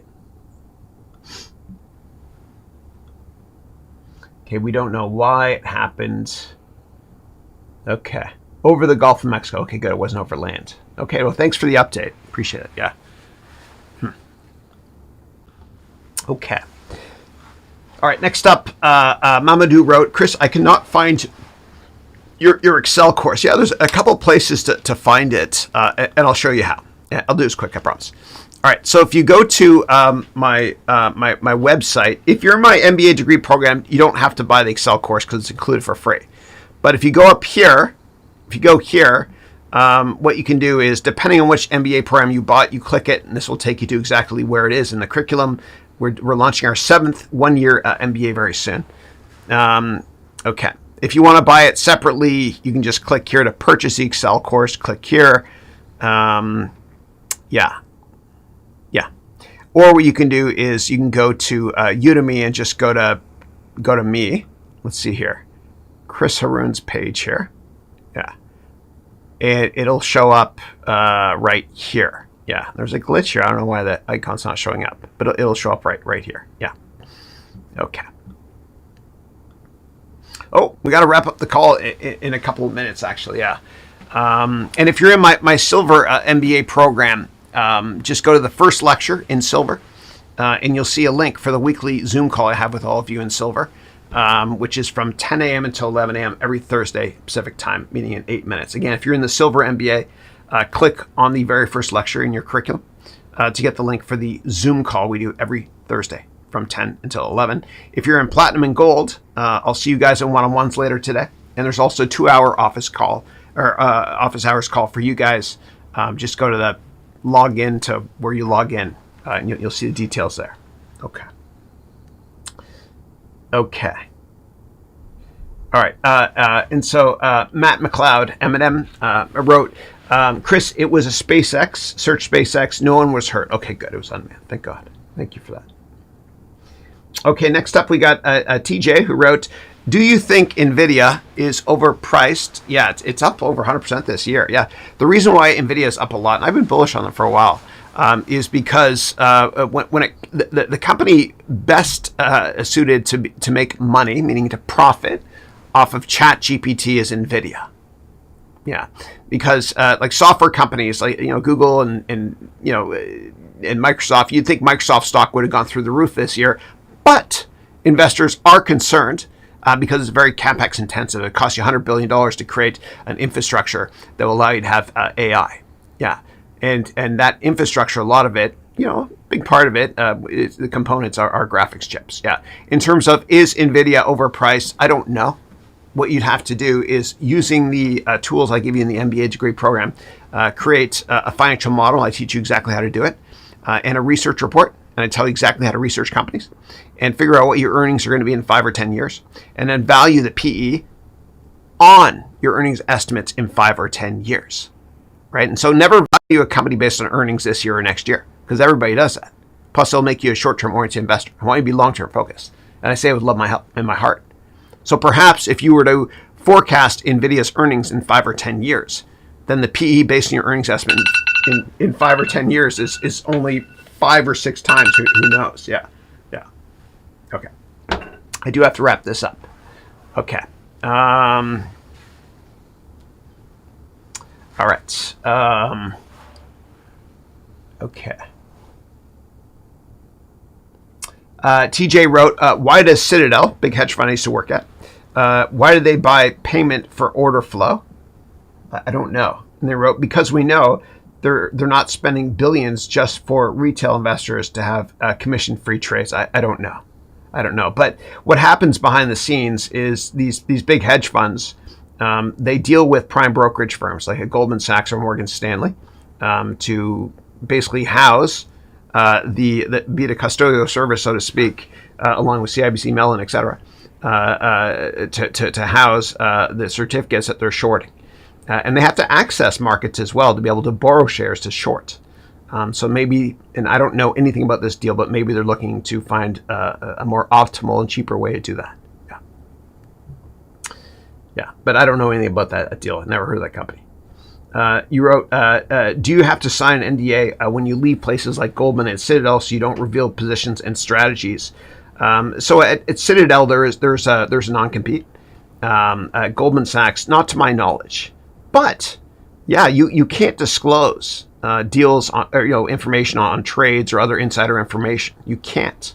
And if you do, and somebody transacts on insider information, even if it's not you, you can get arrested. Yeah. But they certainly put the fear of God into you at Goldman Sachs when you join. I remember my first day at Goldman Sachs. They said, welcome to Goldman Sachs. You have more of a chance of doing harm than good to this firm. Also, we're fingerprinting you now. So I got fingerprinted. I got drug tested as well at Goldman and before I joined Citadel. It's a common thing. Yeah.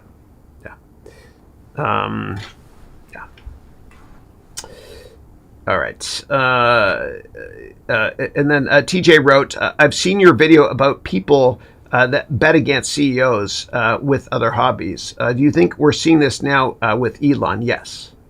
Well, no, last year more so. A little bit less so now. So basically, probably the video that you saw was commensurate with the VentureBeat article I wrote years ago when I worked in VC on when CEOs are distracted or when founders leave a company, investors run for the exits. And basically, when founders leave a company or they're no longer engaged, I always sell, right? Like Amazon, for example, I'm no longer bullish on the company because Jeff Bezos is not really as involved as he used to be. And historically, whenever a CEO or a founder of a company buys a sports team or has a new hobby, investors hate that because they're taking their eye off the ball. They want the CEO or founder to be all in and not distracted. And that's what happened with Elon last year when he bought Twitter. He took his eye off the ball, and Tesla shareholders hated it. Yeah. But I think he's now getting a little bit more focused on Tesla again, which is a good thing, which is probably one of the reasons it's bounced back. Yeah. And he gets it. Yeah. Which is why, one of the reasons why he's trying to get a new CEO for Twitter. Yeah. And he also asked, he did a poll and the people voted they don't want him as CEO. Yeah. Okay. All right. All All right. Now, I know there's a bunch more questions. Unfortunately, I won't be able to get to all of them. Again, if you're in my Silver MBA degree program, go to the first lecture in the Silver MBA, and we'll do a Zoom right now for an hour together. If you're in gold or platinum, I'll see you guys at 11:20 today for a 2-hour office hours. If you're platinum, I'll see you during one-on-ones today as well. Yeah. Okay. Let me see if I can answer a couple more quick questions. Okay.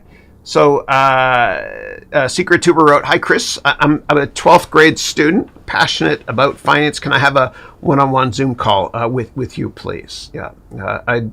If you're interested in joining the MBA degree program, yeah, you can. Yeah, just go to harounmba.com/FAQ, all lowercase, and set up a call with me. Yeah. Okay. All right.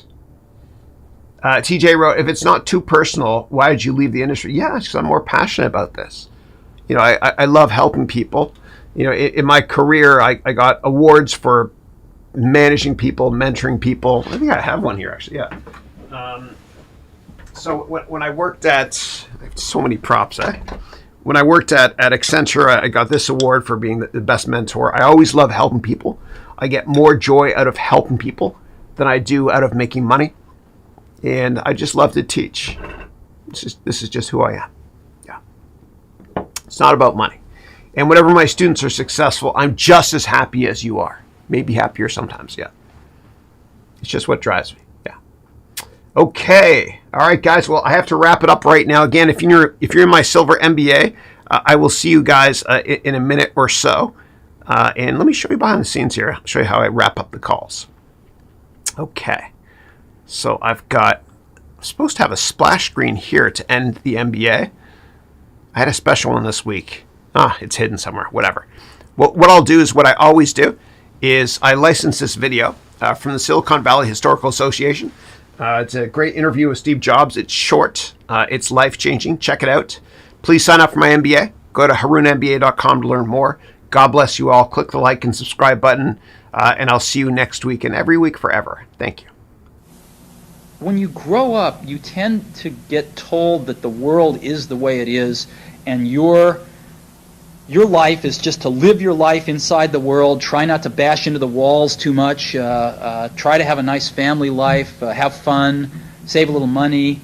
But life, that's a very limited life. Life can be much broader once you discover one simple fact, and that is everything around you that you call life was made up by people that were no smarter than you. And you can change it. You can influence it. You can build your own things that other people can use. And the minute that you understand that you can poke life and actually something will, if you push in, something will pop out the other side, that you can change it, you can mold it. That's maybe the most important thing, is to shake off this erroneous notion that life is there and you're just going to live in it, versus embrace it, change it, improve it, make your mark upon it. I think that's very important. And however you learn that, once you learn it, you'll want to change life and make it better, because it's kind of messed up in a lot of ways. Once you learn that, you'll never be the same again.